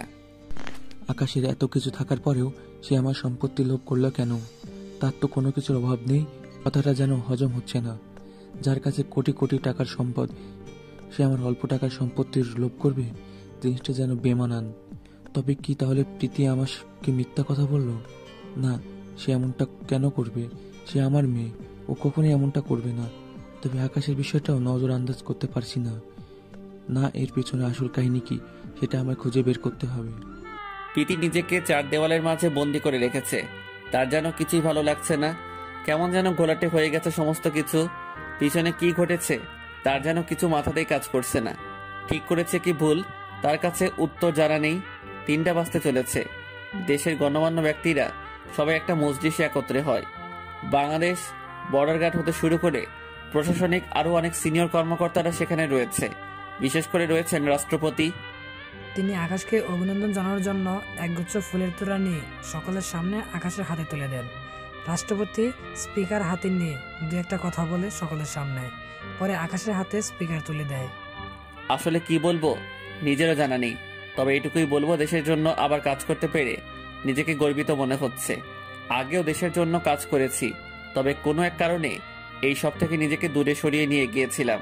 কিন্তু পরে অনুভব করলাম, না, উপরওয়ালা যেহেতু মেধা দিয়েছে তাহলে সেটাকে কোনো কাজে না খাটিয়ে নষ্ট কেন করব। তাই আবার নেমে পড়লাম দেশের কল্যাণে। সবাই আমার জন্য দোয়া করবেন বলে স্টেজ থেকে নামতে যাবে, ঠিক তখনই দুইটা পরিচিত মুখ সামনে পড়ে। নিজের চোখকে বিশ্বাস করতে পারছি না। মানুষগুলো যে আমার চোখের সামনে। মাথাটা নিচু করে দাঁড়িয়ে আছি। কেউ একজন মায়াভরা কণ্ঠে, প্রীতি এখনো নিজেকে 4 দেওয়ালের মাঝে বন্দি করে রেখেছে। কারোর সাথে কথা বলছে না, ঠিকমতো খাবারও খাচ্ছে না। তার শুধু একটা জিনিস ভেবেই মাথা ফেটে যাচ্ছে যে সে কি আকাশের সাথে যা করেছে তা কি ঠিকটা ভুল। প্রীতির আব্বু আম্মু অনেক ডাকাডাকি করে, কিন্তু প্রীতি দরজা খোলে না। সে দরজা বন্ধ করে বসে আছে ভিতর থেকে। তিনারা না পারতে সামিরাকে ডেকে আনে। সামিরা দরজা খুলতে বললে হয়তো খুলবে, কারণ প্রীতির সবচাইতে কাছের বন্ধ হচ্ছে সামিরা। এই প্রীতি, দরজা খোল, আমি সামিরা। প্রীতি প্লিজ দরজাটা খোল, তোর সাথে আমার কথা আছে। বাবা, তোমরা কেউ আমার রুমে আসবে না। সামিরা, তুই ভেতরে ঢুক। আচ্ছা, তোর কি হয়েছে প্রীতি? জানি না রে আমার কি হয়েছে। তুই নাকি আজ সারাদিন নিজেকে ঘরবন্দি করে রেখেছিস, খাওয়া দাওয়া ঠিক মতো করিসনি। কি হয়েছে আমায় বল তুই। আসলে একটা প্রশ্নের উত্তর আমি কোনোভাবেই মিলাতে পারছি না। কি প্রশ্ন? আমি কি আকাশের সাথে ঠিক করেছি নাকি ভুল? ওর সাথে খারাপ ব্যবহার করা কি আমার আদৌ উচিত ছিল নাকি ছিল না? এসব প্রশ্ন আমার ভেতরটাকে শেষ করে দিচ্ছে। তবে একটা জিনিস, ওর জন্য আমার জীবন থেকে সব কিছুর মাইনে হারিয়ে ফেলেছিলাম। যখন থেকে এসেছে আমার লাইফে তখন থেকেই আমার দাম কমে যাচ্ছে মানুষের কাছে। প্রীতি, তোকে একটা কথা বলি, তুই কি আসলেই জানিস আকাশ কে? না, জানি না সে কে। তবে গতকাল নিউজে শুনেছি সে নাকি দেশের গভর্নমেন্টকে আর্মস বানিয়ে দেবে, যা সে আগেও করত। শোন, এটা তো শুধু ওর সামান্য পরিচয় শুনেছিস, তাও পুরোপুরি শুনিসনি। এই শহরে তার নামে কতগুলো বাড়ি আছে সে নিজেও জানে না। দেখেছিলাম সেদিন তুই আর বাকি সবাই মিলে কেমন অপমান করলি ছোট লোক আর স্যাসরা বলে। কিন্তু তুই কি এটা জানিস যে সে তোর বাবার পুরো সম্পত্তিকে কয়েক হাজার বার ক্রয় করতে পারবে? এখনই অবাক হয়ে যাচ্ছিস? এখনো তো আরো অনেক কিছু শোনার বাকি আছে। সে তোকে ভালোবাসতো বিধায় কখনো এইসব নিয়ে তোকে কথা শোনায়নি। তার কাছে সমস্ত কিছুর আগে তুই ছিলি, তোর ভালোবাসা ছিল, যেটা সেদিন আমি তার সাথে কথা বলে বুঝতে পেরেছি। তার সম্পর্কে যতই বলি শেষ হবে না। তবে শুধু এতটুকু বলবো, তোর বাবা অল্প কয়েক হাজার টাকার মালিক, তাই তোর এত অহংকার। তাহলে তার কতটা অহংকার করা উচিত যার বাবা কিনা বাংলাদেশ ব্যাংকের জিএম। শোন, টাকা দিয়ে সব কিছু বিবেচনা করা যায় না। বাবার সাথে কথা বলবি না? চুপচাপ দাঁড়িয়ে আছি, কোনো কথা বের হচ্ছে না মুখ দিয়ে। চোখের পানিগুলোই আমার সর্বকালের সঙ্গী। চোখের কোণ বেয়ে পানি বের হচ্ছে। বাবা, আমায় মাফ করে দেন বলে সকালের সামনে আকাশের পায়ে পড়ে যেতে নিলে আকাশ তার বাবাকে ধরে ফেলে। বাবা, কি করছো তুমি এইসব? সন্তানের কাছ থেকে পিতা ক্ষমা চাইবে? এর থেকে জঘন্য কাজ আর কি হতে পারে? মাপ চাওয়া ছাড়া যে আমার কোনো উপায় নেই। তোকে যে ভুল বুঝে ঘর থেকে বের করে দিয়েছিলাম, গতকাল যখন নিউজ দেখে জানতে পারি যে তুই দেশের জন্য এই কাজ করতি, তখন বিশ্বাস কর কলিজাটা খুশিতে চড়া হয়ে গিয়েছে যে আমার ছেলে কখনোই খারাপ কাজ করেনি। সে সবসময় ভালোর সাথে ছিল। তোর কাজকর্ম আমাকে চোখে আঙ্গুল দিয়ে দেখিয়ে দিয়েছে যে তুই কোনো ভুল কাজ করিসনি। ভুল ছিলাম আমি, যে তোর পুরো কথা না শুনে সেদিন রিঅ্যাক্ট করে ফেলেছিলাম। বাবা, বাদ দাও ওসব কথা। এমন সময় রাষ্ট্রপতি ওদের দিকে এগিয়ে আসে। আরে হামিদ সাহেব, আপনি এখানে? হ্যাঁ, ছেলের সম্মানতা দেখতে এসেছিলাম। আমার ছেলে দেশ হয়ে কাজ করছে তা কখনো জানতে পারি নাই। গতকাল টিভিতে দেখে বুকটা ভরে গেল। তার মানে আকাশ আপনার ছেলে? হ্যাঁ, আকাশ আমার ছেলে। হামিদ সাহেব, আপনি আসলেই মহান একজন মানুষ। আপনি যেমন প্রতিষ্ঠিত হয়েছেন, ছেলেকেও তেমন প্রতিষ্ঠিত করেছেন। ধন্যবাদ সাহেব। আচ্ছা, তাহলে চললাম। আকাশ, তুমি লেগে যাও কাজে। আবার আজকের মতো বিদায় নিচ্ছি। তারপর রাষ্ট্রপতি চলে যায়। আকাশের বাবার সাথে তার ছোট বোন এসেছে, সেও অজরে কান্না করছে। এই পুচকি, কান্না করছিস কেন?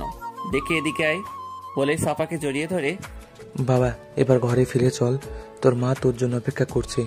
আমি ঘর থেকে বের হওয়ার সময় বলে দিয়েছি, আজ যদি তোকে নিয়ে বাড়ি না ফিরি তাহলে সে কোনো দানা পানি মুখে নেবে না। আচ্ছা চলো।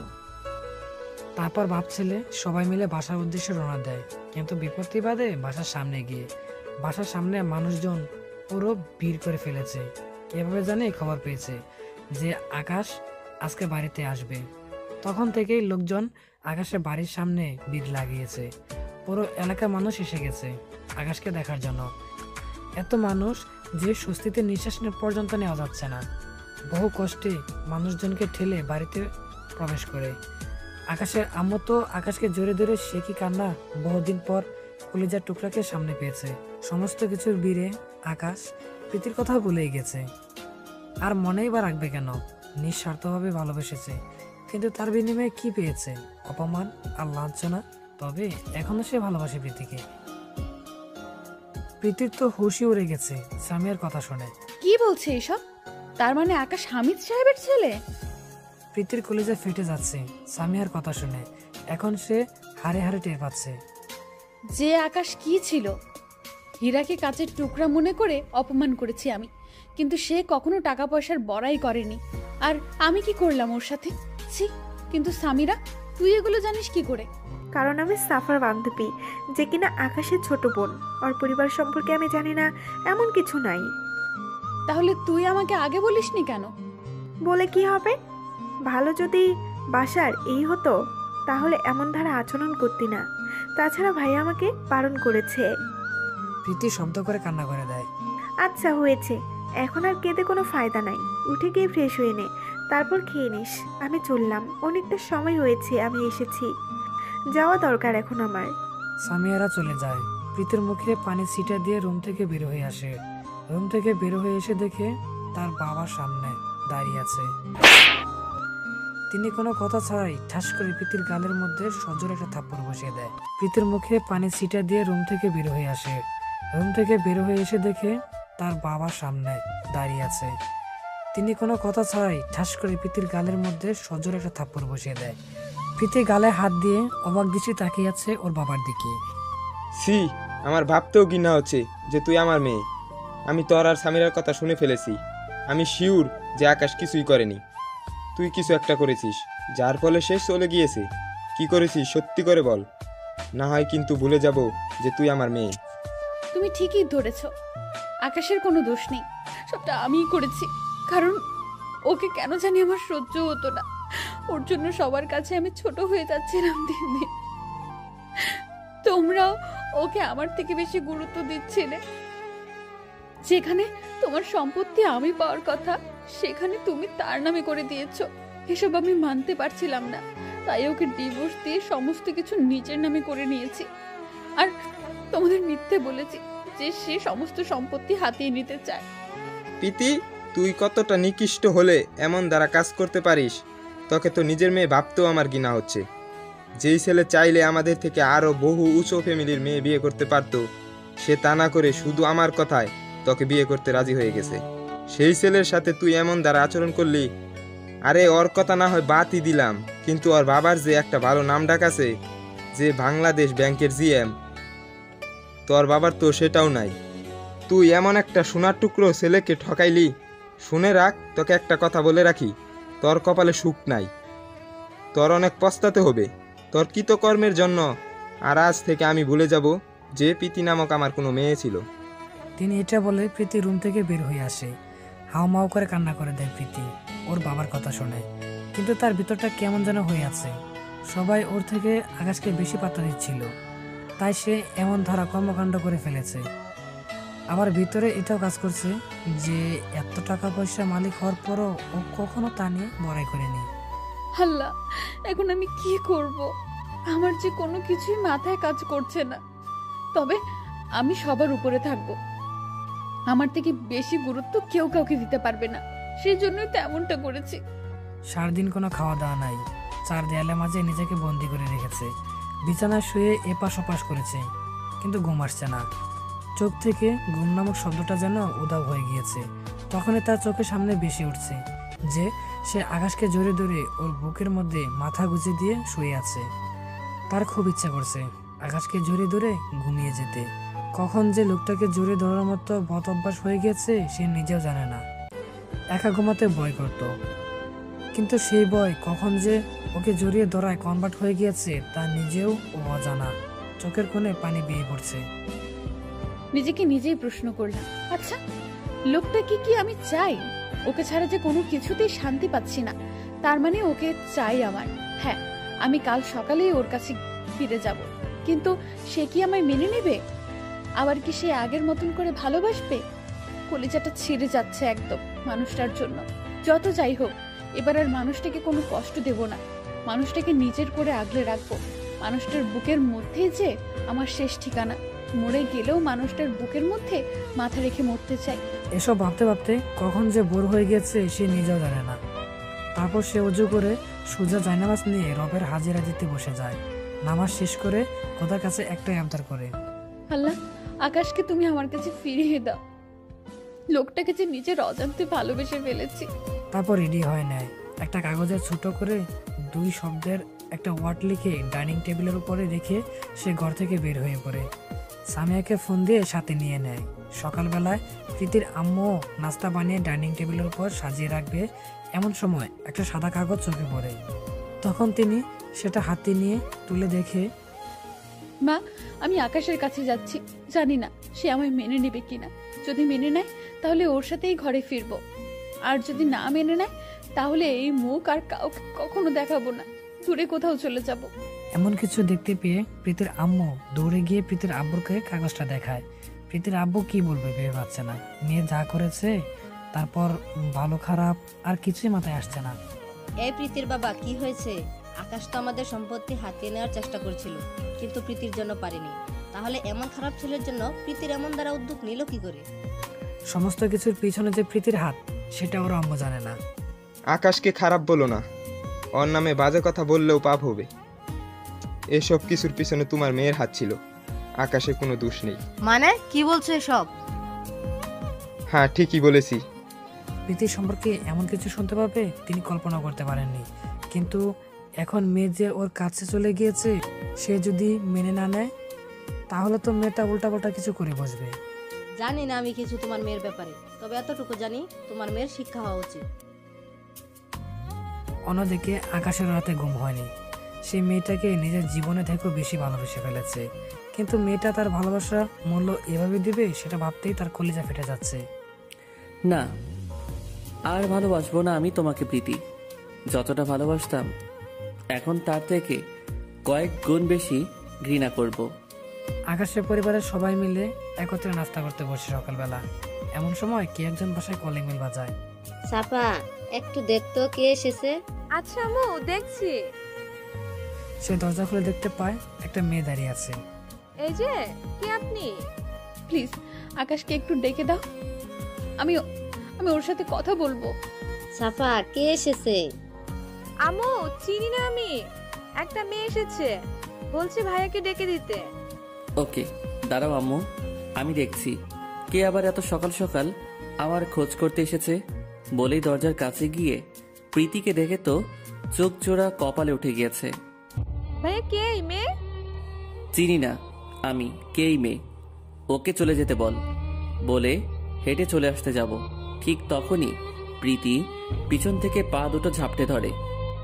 প্লিজ আকাশ, তুমি আমায় মাফ করে দাও। এই মেয়ে, পা ছাড়ো।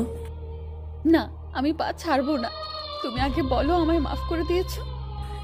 এই মেয়ে, পা ছাড়তে বলেছি না? বলে ঝাটকা দিয়ে প্রীতির থেকে পা ছাড়িয়ে নিলাম। প্রচন্ড রাগ হচ্ছিল। কি সমস্যা তোর? হ্যাঁ, এখানে কেন এসেছিস? এত অপমান করার পরেও কি মন ভরেনি, নাকি আরো বাকি আছে অপমান করা? প্লিজ আমায় ভুল বোঝো না। রাগ তোর অনুতপ্ত তোর কাছে, তোর মতো মেয়ের দরকার নাই আমার। আকাশ, কি রে, কি হয়েছে? কে এই মেয়ে? বলে আকাশের আম্মু ডাইনিং টেবিল ছেড়ে উঠে আসে। আম্মু হবে কেউ, প্লিজ ওকে চলে যেতে বলো, না হয় আমি কিন্তু এখন ওকে ঘাট ধাক্কা দিয়ে ঘর থেকে বের করে দিব। আরে বাবা, তুই এত রাখছিস কেন? এই মেয়ে কে তুমি? আমি আপনার ছেলের বউ। কি? হ্যাঁ, আমি আপনার ছেলের বউ। সে আমার উপরে রাগ করে আমায় ফেলে রেখে চলে এসেছে। আম্মু প্লিজ, আপনারা আমায় ফিরিয়ে দিয়েন না। আকাশ, ও যা বলছে তা কি ঠিক? হ্যাঁ আম্মু, কিন্তু ওর মতো অহংকারী মেয়ের চেহারাও আমি দেখতে চাই না। সে আমায় ডিভোর্স দিয়ে ঘর থেকে বের করে দিয়েছে। তুই বিয়ে করেছিস তা জানিও না, তার উপরে নতুন বউ বাড়িতে এসেছে আর তুই তাকে তাড়িয়ে দিচ্ছিস। আম্মু কিসের নতুন বউ? ওর মতন মেয়ে কারোর বউ হওয়ার যোগ্যতা রাখে না বলেই প্রীতিকে টেনে হেঁচড়ে নিয়ে গিয়ে ঘরের বাহিরে ফেলে রেখে এসে ভিতর থেকে দরজা আটকে দিলাম। প্রীতি মাটির উপরে বসে ছোট বাচ্চার মতো নাক টেনে টেনে কান্না করছে আর বলছে, আকাশ, আমার ভুল হয়ে গিয়েছে, প্লিজ আমায় মাফ করে দাও। আমি আর কোনো দিন এমন আচরণ করব না তোমার সাথে। কে শুনে কার কথা? যা এবার কেন্দে কেটে মর। এই জন্যই বলে সময় থাকতে তার মূল্য দিতে হয়, না হয় সময়ের চাকা উল্টো ঘুরে গেলে তখন কেন্দে কেটেও লাভ হয় না। আকাশ, আমার ভুল হয়ে গিয়েছে, প্লিজ আমায় মাফ করে দাও। আমি আর কোনো দিন এমন আচরণ করব না তোমার সাথে। কে শুনে কার কথা? দরজা আটকে দিয়েছে আকাশ। মাত্র বসেছিলাম যেই নাস্তা করব, কিন্তু এখন নাস্তা করার মুডটাই চলে গিয়েছে। নাস্তা না করে নিজের রুমে চলে আসলাম। এদিকে প্রীতির কান্না যেন আকাশের আম্মুর কলিজাকে ছিদ্র করে দিচ্ছে। তিনি দরজা খুলে প্রীতিকে ঘরে নিয়ে আসে। এই মেয়ে, এভাবে কাঁদছিস কেন? প্লিজ কান্না থামা। লক্ষ্মী মামুনি না আমার? আকাশ আমাকে কখনো মাফ করবে না। ওর সাথে অনেক খারাপ আচরণ করেছি আমি। যখন সময় ছিল তখন আমি তাকে অবহেলা করেছি, আর এখন তার মূল্য দিতে হচ্ছে আমাকে। আমার আকাশকে চাই, আপনারা প্লিজ আমার আকাশকে এনে দেন। প্রীতির কান্নার গতিবেগ আরো বেড়ে যায়। এই মেয়ে, কান্না থামাতে বলছি না তোকে? একদম কান্না করবি না। তোর বর তোরই আছে, আর তোদের মাঝে কি হয়েছে জানি না, তবে তোকে আমার বউ হিসেবে খুব পছন্দ হয়েছে। আমি চাই তোরা দুজন সংসার কর। আন্টি, আকাশ আমার উপরে খুব রেগে আছে, সে আমার সাথে সংসার করবে না। এই মেয়ে, আন্টি কি রে? আম্মু বল। আম্মু, আকাশ আমার উপরে খুব রেগে আছে, সে আমার সাথে সংসার করবে না। শুন মা, তোকে একটা কথা বলি, আমার ছেলেটা একদম সাদাসিধা, ওর রাগ বেশিক্ষণ থাকে না। তুই হয়তো অনেক বড় কিছু করেছিস, তাই সে রাগ করে আছে। এখন তোর কাজ হচ্ছে ওর রাগ ভাঙানো, তাহলে দেখবি সমস্ত কিছুই আগের মতো হয়ে গেছে। আম্মু খুব রেগে আছে আমার উপরে, সে কিভাবে ভাঙাবো আমি ওর রাগ? এই বোকা মেয়ে, সেটাও কি আমার বলে দিতে হবে? ভালোবাসা দিয়ে ওর মন জয় করে নিবি। আচ্ছা, আমি চেষ্টা করব। চেষ্টা করলে চলবে না, তোকে পারতেই হবে। আর সাফা শোন, ওর ব্যাগটা নিয়ে আকাশের রুমে রেখে আয়। আকাশ কিছু বললে বলবি আমি বলেছি।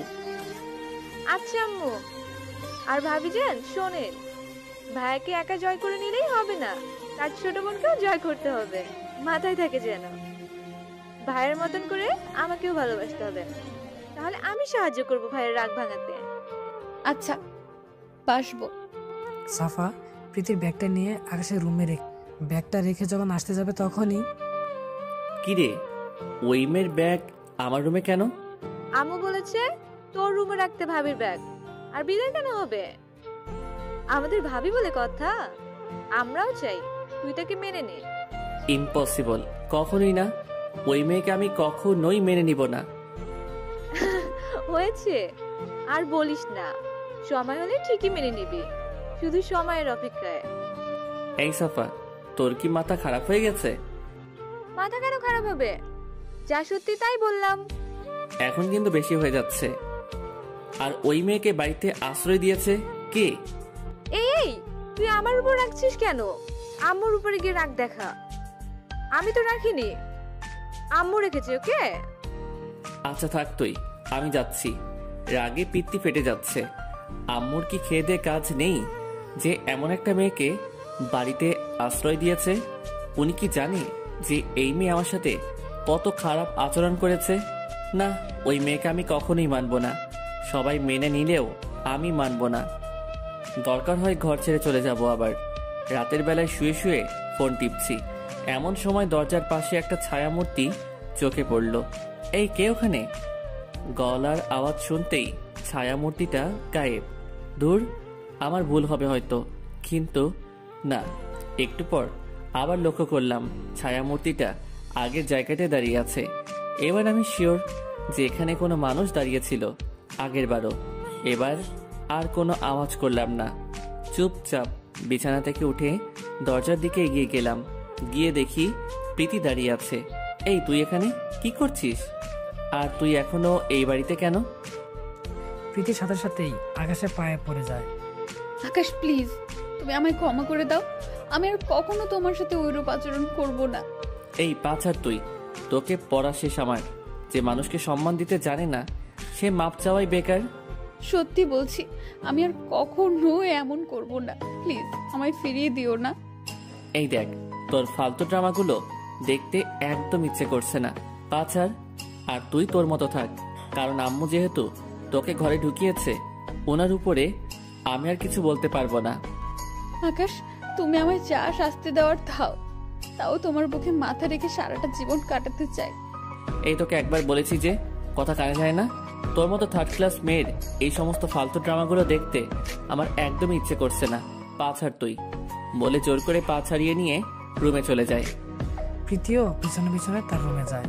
সেও নাচরবান্দা যাই হোক না কেন, সে হাল ছাড়বে না। তুই আবারও আমার পিছনে পিছনে রুমে এসেছিস, এবার কিন্তু খুব খারাপ হয়ে যাবে। ভালো চাস তো রুম থেকে চলে যা বলছি। না, আমি যাব না বলেছি। আর তুই কি খারাপ করবি আমার? বলে আকাশকে ধাক্কা দিয়ে খাটের উপরে ফেলে দেয়। প্রীতির এরূপ আচরণ দেখে আকাশ তো পুরো তুই আমার খারাপ করবি তাই না? এবার দেখ আমি তোর কি করি। বলে আকাশকে শক্ত করে খাটের সাথে চেপে ধরে আর আকাশের কপালে গালে ইচ্ছা মতো চুমু খেতে থাকে। নড়াচড়া করারও শক্তি পাচ্ছি না আমি। মেয়েটা আমায় তার শরীরের সমস্ত শক্তি দিয়ে চেপে ধরেছে খাটের সাথে। না হয় আমার সাথে পেরে ওঠার কথা না, তার থেকে বড় কথা সে আমার উপরে, তাই বেশি ফোর্স করতে পারছি না। এই বদমাস ছেলে, তুই কি আমায় এখনো মেনে নিবি না? না, তোমাকে আমি কখনোই মেনে নিব না। প্লিজ ছেড়ে দাও আমাকে। ওকে, তোর মানতে হবে না। আর ছেড়ে দেওয়ার তো প্রশ্নই আসে না, এখনো তো অনেক কিছু করা বাকি। এই এই কি করবা তুমি? কি করব দাঁড়াও দেখাচ্ছি। বলে আকাশের ঠোঁট নিজের ঠোঁটের দখলে নেয়। আকাশ যেন পাগল হয়ে গিয়েছে প্রীতির উষ্ণ ঠোঁটের স্পর্শে। সে নিজের শরীরে ব্যালেন্স ঠিক রাখতে পারছে না। প্রীতি একদম নৈশাক্ত করে দিয়েছে তাকে। ওই মেয়ে দাঁড়া, তুই আমাকে জোর করে কিস করেছিস তাই না? এবার দেখ আমি কি করি। আমি একদম পুরোপুরিভাবে ডুবে যাই প্রীতির নেশায়। সকালবেলা ঘুম থেকে উঠে দেখি প্রীতি আমাকে জড়িয়ে ধরে ঘুমিয়ে আছে।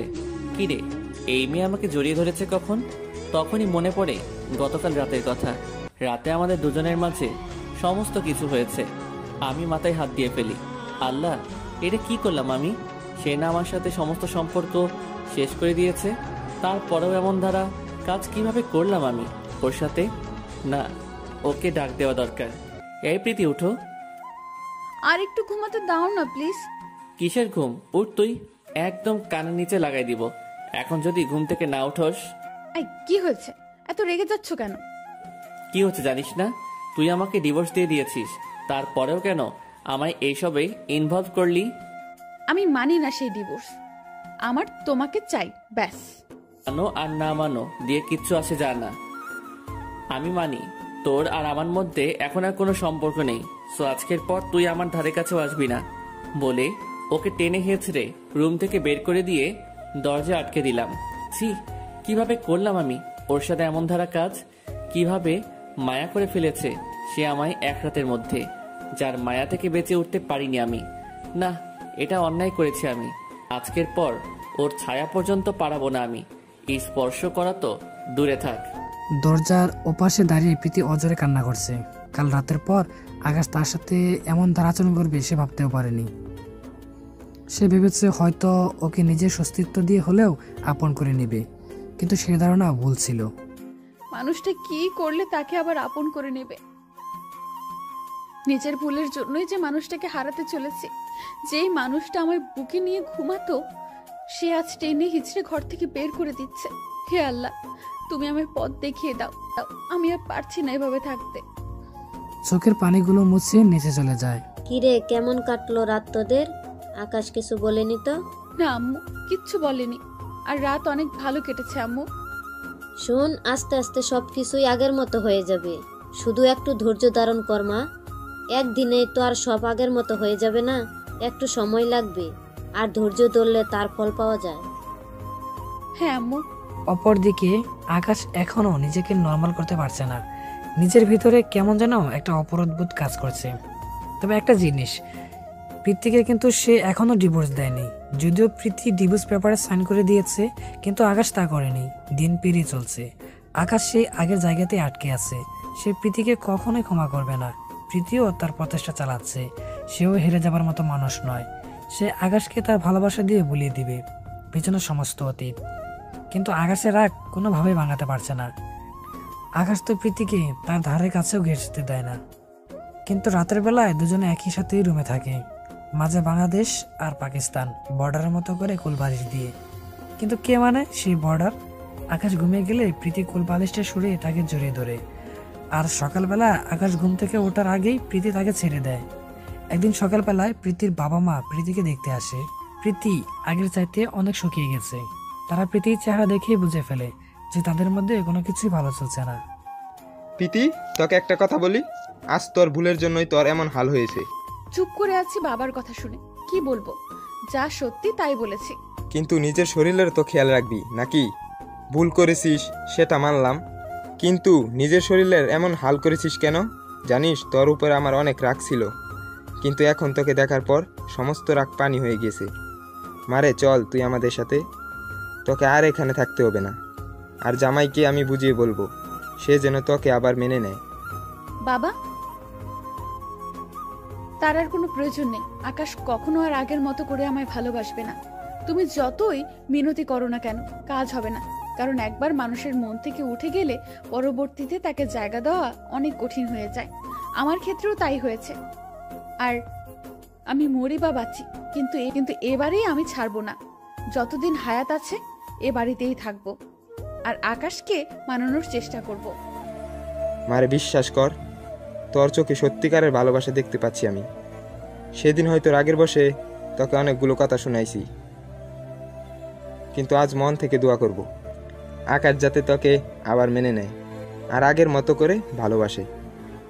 হ্যাঁ, এটাই করো। সারাদিন থেকে বিকেলবেলায় ওনারা নিজেদের বাসা ফিরে যান। ওনারা থাকাকালীন সময়ে আকাশ তাদেরকে বাবা মার মতোই সম্মান করেছে। বিগত কিছুদিন ধরে প্রীতি লক্ষ্য করছে তার সাথে কেমন যেন অদ্ভুত ধরনের কিছু একটা ঘটেছে।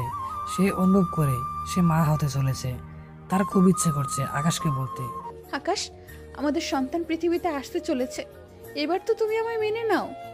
কিন্তু না, সে ভালো করে জানে যে আকাশ তাকে মেনে নেবে না, যতই বলুক না কেন। তাই সে বিষয়টা নিজের ভিতরে লুকিয়ে রাখে। প্রীতি দিন দিন কেমন যেন দুর্বল হয়ে পড়ছে। এখন আর আগের মতো আকাশকে বিরক্ত করে না, কেমন যেন চুপচাপ হয়ে গিয়েছে। আগে তো আকাশকে হাজার রকমভাবে মানানোর চেষ্টা করত, সবসময় ওর কেয়ার করত, কোনো দিকে যেন কমতি না থাকে। কিন্তু এখন আর সেই রকম কিছুই করে না। আর করবেই বা কি করে? সে নিজের কেয়ারই ঠিক মতন করতে পারছে না। ইদানিং প্রীতি যেন কেমন নীরব হয়ে গিয়েছে। আচ্ছা, মেয়েটার কিছু হলো না তো? মেয়েটা আগে সব সময় আমার পিছে পিছে পড়ে থাকতো, সব সময় আমার দেখাশোনা করত, কিন্তু এখন কেমন যেন এক ধরনের হয়ে গিয়েছে। সে কি জানে না যে তাকে নিয়ে যে খাত ছিল সেটা ভালোবাসা দিয়ে অনেক আগে সে পূরণ করে দিয়েছে? না, ওর সাথে আবার আগের মতো হয়ে যাব। খুব ভালোবাসবো মেয়েটাকে, একদম শুরুতে যেমন বেসেছিলাম ঠিক তেমন করেই ভালোবাসবো। কিন্তু শুরুটা করব কিভাবে? সমস্ত কিছুই যে গুলিয়ে ফেলছি, আর ওকে ইগনোর করতে করতে কেমন যেন একটা সংকোচ বোধ চলে এসেছে নিজের মধ্যে। না, সময় করে বলে দিব যে ওকেও আমি ভালোবাসি, আর সবকিছু ভুলে গিয়ে আবার নতুন করে শুরু করতে চাই তোমার সাথে পথ চলা। একদিন রাতের বেলায় সবাই মিলে খেতে বসেছি, প্রীতিও আমাদের সাথে খেতে বসেছে। সে প্লেটে খাবার নিয়ে না খেয়ে সেটা হাত দিয়ে নাড়াচাড়া করছে। এই মেয়ে, না খেয়ে বসে আছো কেন?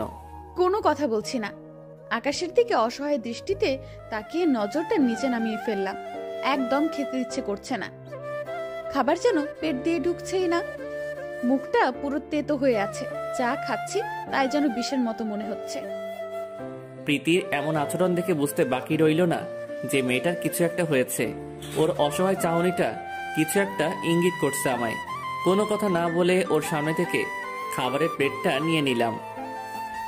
আকাশের এমন কর্মকাণ্ড দেখে প্রীতি থ হয়ে দাঁড়িয়ে আছে ওর দিকে। অনেক সময় ধরে দেখছি খাবার না খেয়ে খালি খাবারগুলো নিয়ে নাড়াচাড়া করছো। তোমার আর খেতে হবে না, আমি খাইয়ে দিচ্ছি। এখনই চোখের কোণ বেয়ে পানি পড়বে পড়বে অবস্থা। লোকটা আমায় খাইয়ে দিবে, যেটা বিশ্বাসই হচ্ছে না। কোনো কথা না বলে ওর হাত থেকে খাবারটা খেয়ে নিলাম। এখন কেমন যেন আবার তেতো লাগছে না। পুরোটা খাবার সে আমায় নিজ হাতে খাইয়ে দিয়েছে। ভেতরটা খুশিতে ভরে উঠেছে। খাবার শেষ করে উঠতে যাব, এমন সময় শাশুড়ি আম্মা বলল, প্রীতি বসো, সবার সাথে একটু কথা আছে। সবার খাওয়া শেষ হোক। আচ্ছা আম্মু। কিছুক্ষণ পর সবার তো খাওয়া শেষ, তাহলে এবার বলি। আমি চাচ্ছিলাম আমরা পরিবারের সকলে মিলে কোথাও ঘুরতে যাব। আকাশ, কি বলিস? কেমন হবে? হ্যাঁ আম্মু, অনেক ভালো হবে। অনেক দিন হয়েছে যে সবাই মিলে ঘুরতে যাওয়া হয় না। আচ্ছা, তাহলে কাল আমরা সবাই মিলে পাহাড়ি এলাকায় ঘুরতে যাব। সবাই রেডি হয়ে থেকো। এদিকে ভিতরে ভিতরে আকাশ তো সেই খুশি, কারণ এমন একটা সুন্দর প্লেস খুঁজছিল যেখানে সে প্রীতিকে প্রপোজ করবে। আমার দুনিয়াদারি যেন মুহূর্তের মধ্যেই পাল্টে গেল। প্রীতি বলে সজোরে চিৎকার করে জ্ঞান হারিয়ে ফেললাম। তারপর সবাই মিলে ওদের হসপিটাল নিয়ে যায়। এভাবেই কেটে যায় 3টা দিন। আজ 3 দিন পর জ্ঞান ফিরে এসেছে। জ্ঞান ফেরার পর প্রীতিকে কোথাও দেখতে পাচ্ছি না। পাশে তাকিয়ে দেখি একজন নার্স দাঁড়িয়ে আছে। এই যে নার্স, আপনি আমার প্রীতিকে দেখেছেন? সে কোথায়? আপনি প্লিজ ওকে একটু ডেকে দিন না। নার্স কেবিন থেকে বের হয়। এই যে আপনাদের মধ্যে প্রীতিকে, প্লিজ তিনি একটু ভেতরে আসুন। আকাশের আম্মু কেবিনের ভিতরে যায়। আকাশ ওর আম্মুকে দেখতে পেয়ে, আম্মু, প্রীতি কেমন আছে? সে ঠিক আছে তো? বাবা, তুই প্লিজ শান্ত হ। না, আমি শান্ত হব না। আগে বলো, প্রীতি ঠিক আছে তো? বাবা, প্রীতি আর এই দুনিয়ায় নাই বলে কান্না করে দেয়। কোনো কথা বের হচ্ছে না আকাশের মুখ দিয়ে। এমন কথা শোনার পর চোখের জলে পুরো বালিশ ভিজে গেছে। আকাশকে রিলিজ করে বাড়িতে আনা হয়। তার দুনিয়াদারি কেমন যেন থমকে গেছে। প্রীতি এই দুনিয়ায় নাই, সেটা এখনো তার বিশেষ হচ্ছে না। কিভাবে পারলি তুই আমায় একে করে চলে যেতে? এখন আমার কি হবে? তুই কি একটাবারও ভাবলি না তুই ছাড়া যে আমি অসম্পূর্ণ? এখন আমার দেখাশোনা কে করবে? প্লিজ তুই ফিরে আয়, না হয় তুই যেখানে আছিস সেটাই আমাকেও নিয়ে চল।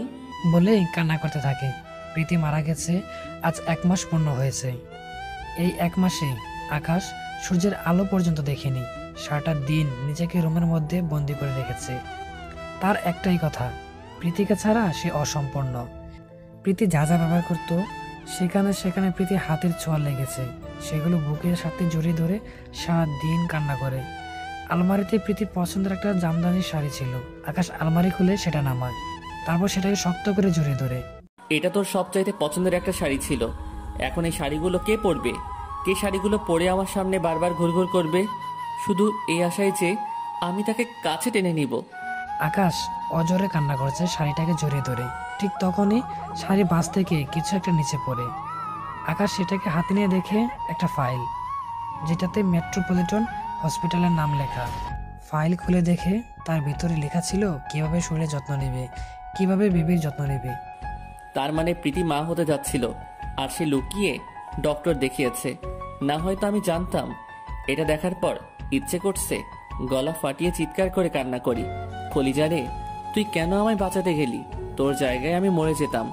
তাও তো তুই আর আমার বেবিটা ভালো থাকতি। তোর মৃত্যুর জন্য যে আমি দায়ী। আমি যে নিজেকে কোনো দিনই ক্ষমা করতে পারবো না। বাকিটা জীবন কিভাবে কাটাবো আমি? আত্মহত্যা যে মহাপাপ, না হয় আমিও নিজেকে শেষ করে দিতাম। অতিরিক্ত প্রেশারের ফলে সেও মানসিক ভারসাম্য হারিয়ে ফেলে। তার উপরে খাওয়া দাওয়া নেই। একটা সময় অসুস্থ হয়ে বিছানায় পড়ে যায়। হয়তো প্রীতি তাকে স্মরণ করছে পরপরে সংসার করার জন্য দুজন মিলে। কলিজা, তুমি থাকো সেটাই, যেটাই থাকবে না কোনো মরণের ভয়। আমিও আসিতেছি সেটাই, মৃত্যু সুধা পান করিয়া দুজনে মিলিয়া করিব মৃত্যুকে জয়। হ্যালো আমার প্রাণপ্রিয় বন্ধুরা, প্রিয় স্বপ্ন চ্যানেলের পক্ষ থেকে আমি হৃদয় আহমেদ সোহাগ তোমাদের মাঝে সবসময় আছি, সবসময় থাকবো। তো ভাইয়েরা, আমার গল্পটা কেমন লাগলো বলতে ভুলবে না কিন্তু। আর যদি ভালো লেগে থাকে তাহলে অবশ্যই আমার চ্যানেলটি সাবস্ক্রাইব করে নেবে। যারা অলরেডি সাবস্ক্রাইব করে আছো তাদেরকে ধন্যবাদ দিয়ে ছোট করবো না, তাদেরকে আমাদের চ্যানেলের পক্ষ থেকে অনেক অনেক ভালোবাসা রইল।